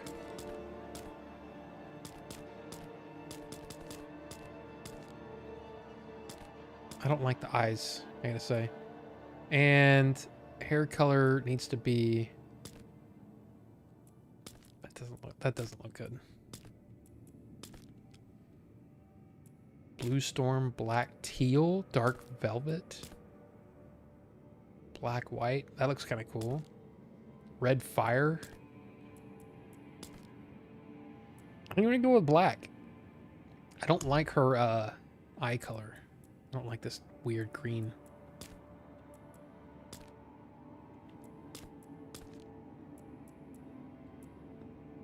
All right, I'm just makeup. That's cool. Okay, 4 is really cool. I like that.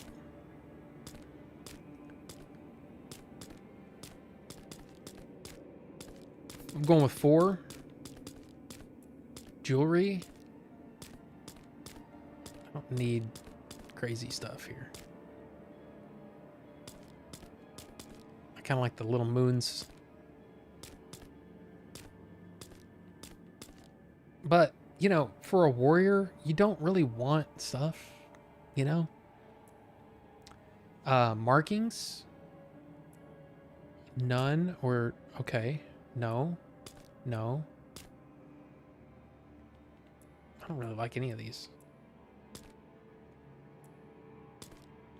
She's going to be having armor on anyway, so screw that.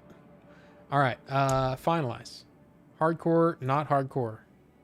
Character name? Tasmia. Sure. Let's do it. Okay. Select your guidance, priorities, or anything. You can always change this within the options menu.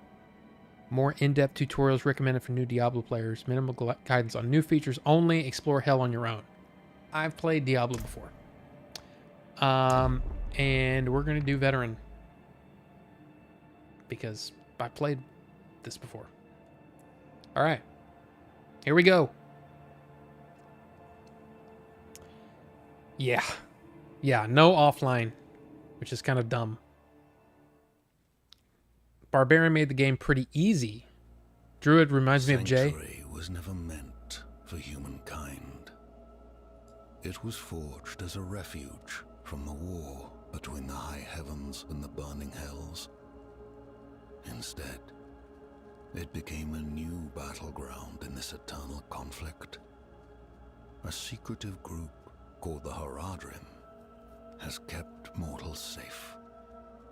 But now this once powerful order is a husk of what it was, and Sanctuary's ancient creators have returned to claim the hearts of humankind.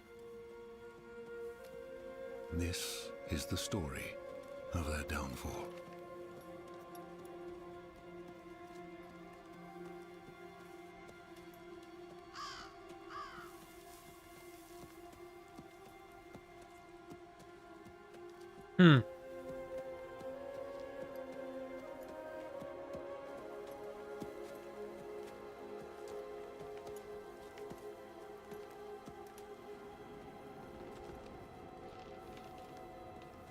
Looks amazing.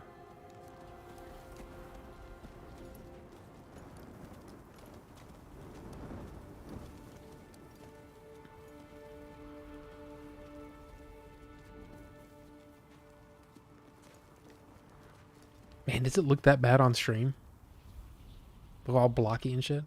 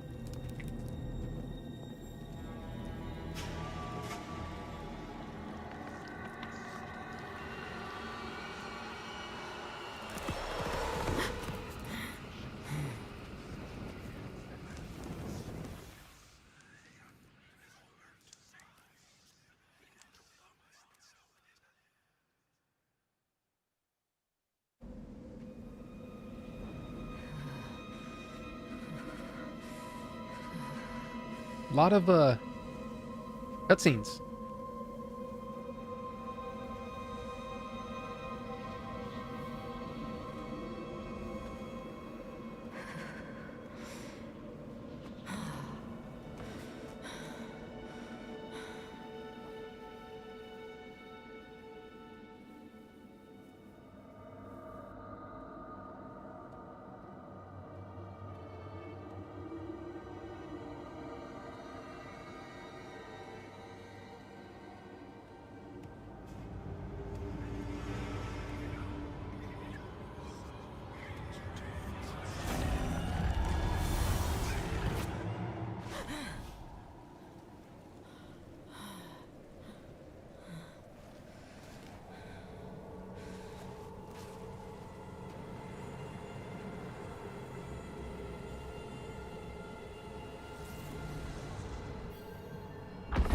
Okay, here we go. I should find better shelter before I freeze.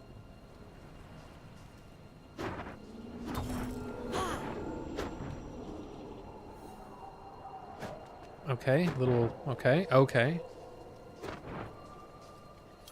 Okay. So I need to go this way. So you're gonna trade in Zelda for this?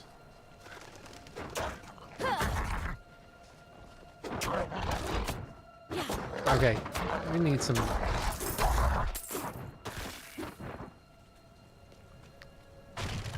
Okay, so you have a little...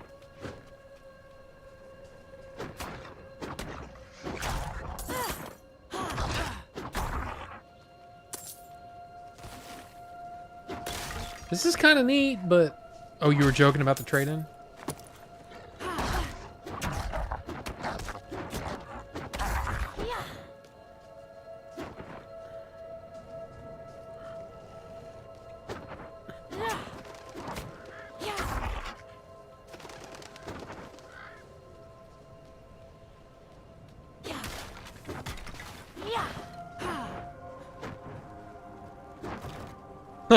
That's kind of funny.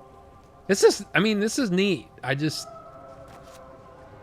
Another abandoned town. Demons.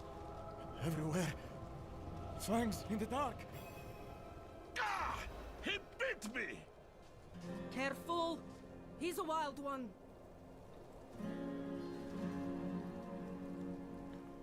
Okay, you know what? This needs to go here so you guys can see that. And then maybe this up here? Or down here? Here, maybe? I don't know. Or just turn that off. Maybe I'll just turn that off. Here we go. That way y'all can see the stuff. Y'all gonna... What's it to you? Oh. Oswen, hush! I'm sorry, Wanderer. You've come at a difficult time. This madman just stumbled into town and started causing trouble. Demons spilling from the ruins. Kill us all! Kill us all! Ruins? What is he talking about? Come, I'll explain. So yeah, not a whole lot of room for voices because the voices are done. Staring in the ruins to the north. That poor monk back there must have gone inside. Even a holy man like him was driven mad by whatever he saw. These will keep you safe. Do we want to do this now? I don't think so.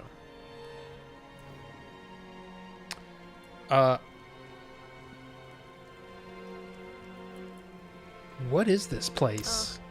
Nothing special about our little town, but it's home. Could you protect us from whatever is out there? We have nowhere else to turn. There is evil lurking in those ruins. I will drag it into the light of day. Truly? Oh, thank you.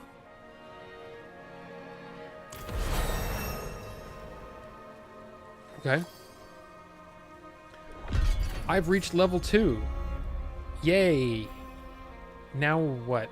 Oh, hit this button for stuff. What am I doing? Oh, abilities. Okay. Basic skills. Okay, wait a minute. I'm gonna have to read this because I don't know what I'm doing. Basic skills, damage, and are always available to cast. I mean, that's kind of how you have to start, yeah? So, Spark, Frost Bolt, Fire Bolt, Arc Lash. I mean, I want all of those eventually, right?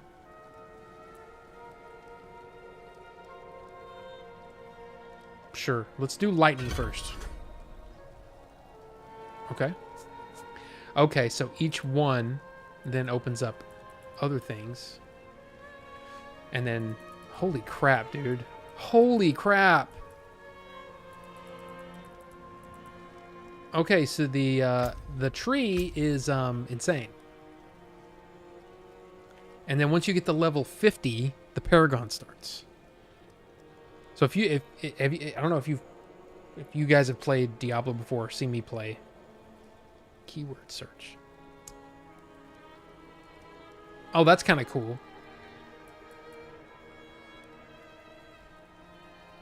And then I think what happens is, oh yeah, down at the bottom you can see refund all and skill assignment. So you can change your skill tree however you want. Like if you want to, if you say, oh, I'd rather put my points toward this instead of this, you can do that. And it costs money, I think. And I'm talking about like in-game currency, but it's pretty easy to do apparently.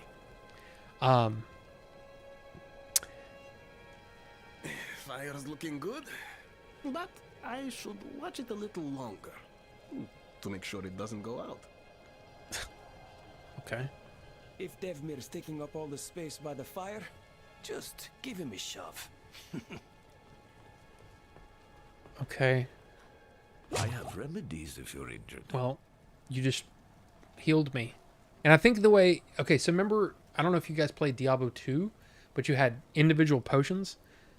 With Diablo 3, you healed by... well, mostly just getting the... you had like a potion and that you could use every so often. Here, I think you have 4 that you can use. If you look right here. Yeah. So I can hit that and heal up to 4 times, and then I think you have to get potions. I can't remember. It's been a while since I played the thing. So anyway, now it's time to go up here and do whatever this thing is up here. So now I just killed something, apparently. Oops.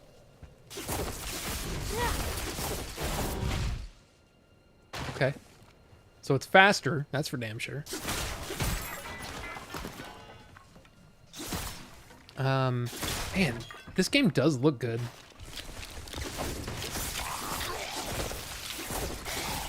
Put on them gloves. Did I put them on immediately?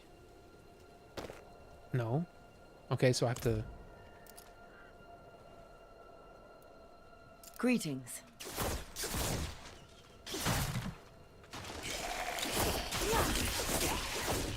Okay, the lightning's cool. Healing potions can drop from enemies and objects and are automatically picked up when not at max capacity.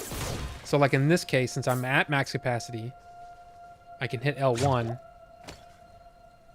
right? And go ahead and heal up all the way. Right? I guess. Pretty cool. Okay, I really like the reflections on the ground.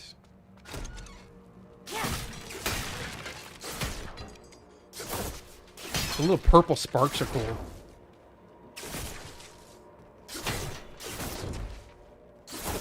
Okay. So here's the deal. Oh, that doesn't actually pause. Does that pause? Shop. Greetings, traveler. Behold the marvelous tales I have to offer. Okay.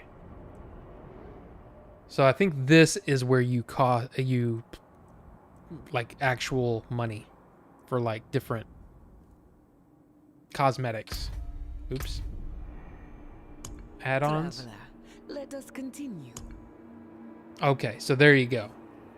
So like, for example, if I wanted... Let us consider the cards once more. So if I wanted this thing, 2,500 of those, whatever those things are. Yes, it is on PS5. So 2,500 is $25. I don't think so. I'm not doing clan crap. Right now, no friends. That's normal. So yeah. And then here's your like quests and stuff. Okay. Okay. Okay. Okay. So here's what I'm going to do. I'm going to turn this off and get a little further in it. And then, yeah, I might try to stream sometime this weekend. But it really depends on I'm entering rest mode. You're not missing anything. Because this is like the very beginning of the game. I'd like to get a little further in so I can know what I'm doing. And then yeah, maybe do that. It is a pretty cool intro, but it's also like, it's going to take my full attention. I don't want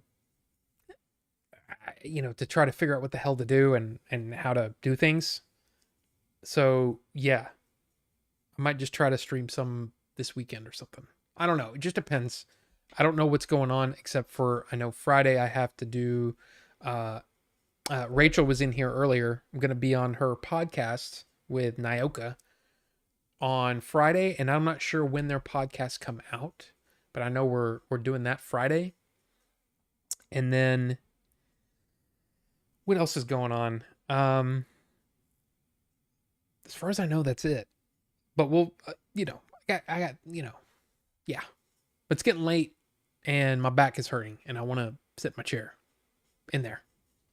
So, oh yeah, I didn't even talk about that. I did something on my back this weekend. Don't know what I did, but I've been like in pain for the last 2 days. So, yeah. But yeah, I had fun tonight. This was fun. Played just the beginning. I mean, I didn't really play Diablo 4, but yeah, too much breakdancing. That's what it was. Exactly. But yeah, definitely on PS5. Yeah. Oh, following the backlash, Twitch posted a Twitter thread apologizing for the policy language being too broad, clarifying it would rewrite the guidelines and that its ad policy was not intended to limit streamers' ability to enter into direct relationships with sponsors. Interesting. Okay. I mean, I don't have any sponsors, so it's no big deal. YouTube's video compression sucks. Any game I play looks 10 times better in person. Yeah, dude, that game looks good. Looks really good. Link's Awakening is 30 years ago today. Is this crossplay? I'm not sure. I'm not sure if it is or not. PSN name is Order 42 Show. So yeah. Oh, you're going to stream tonight, Wraith? Well, y'all go see Wraith. If you're not already doing that, y'all should go do that. So yeah, that's the show. Hope you guys had fun. I had fun. I enjoyed. And yeah, we'll talk at you later and stuff. Oh, I can't add you. It says I can't because your privacy settings. Later, Rob, get rested for Friday for the podcast. Absolutely, Gary. Absolutely. And I got to prepare. Got to prepare some things. I don't know what that means. I'll have to look into that. I probably have things way turned off because, yeah, I got a lot of spam crap for a while, and it was just annoying. But anyway,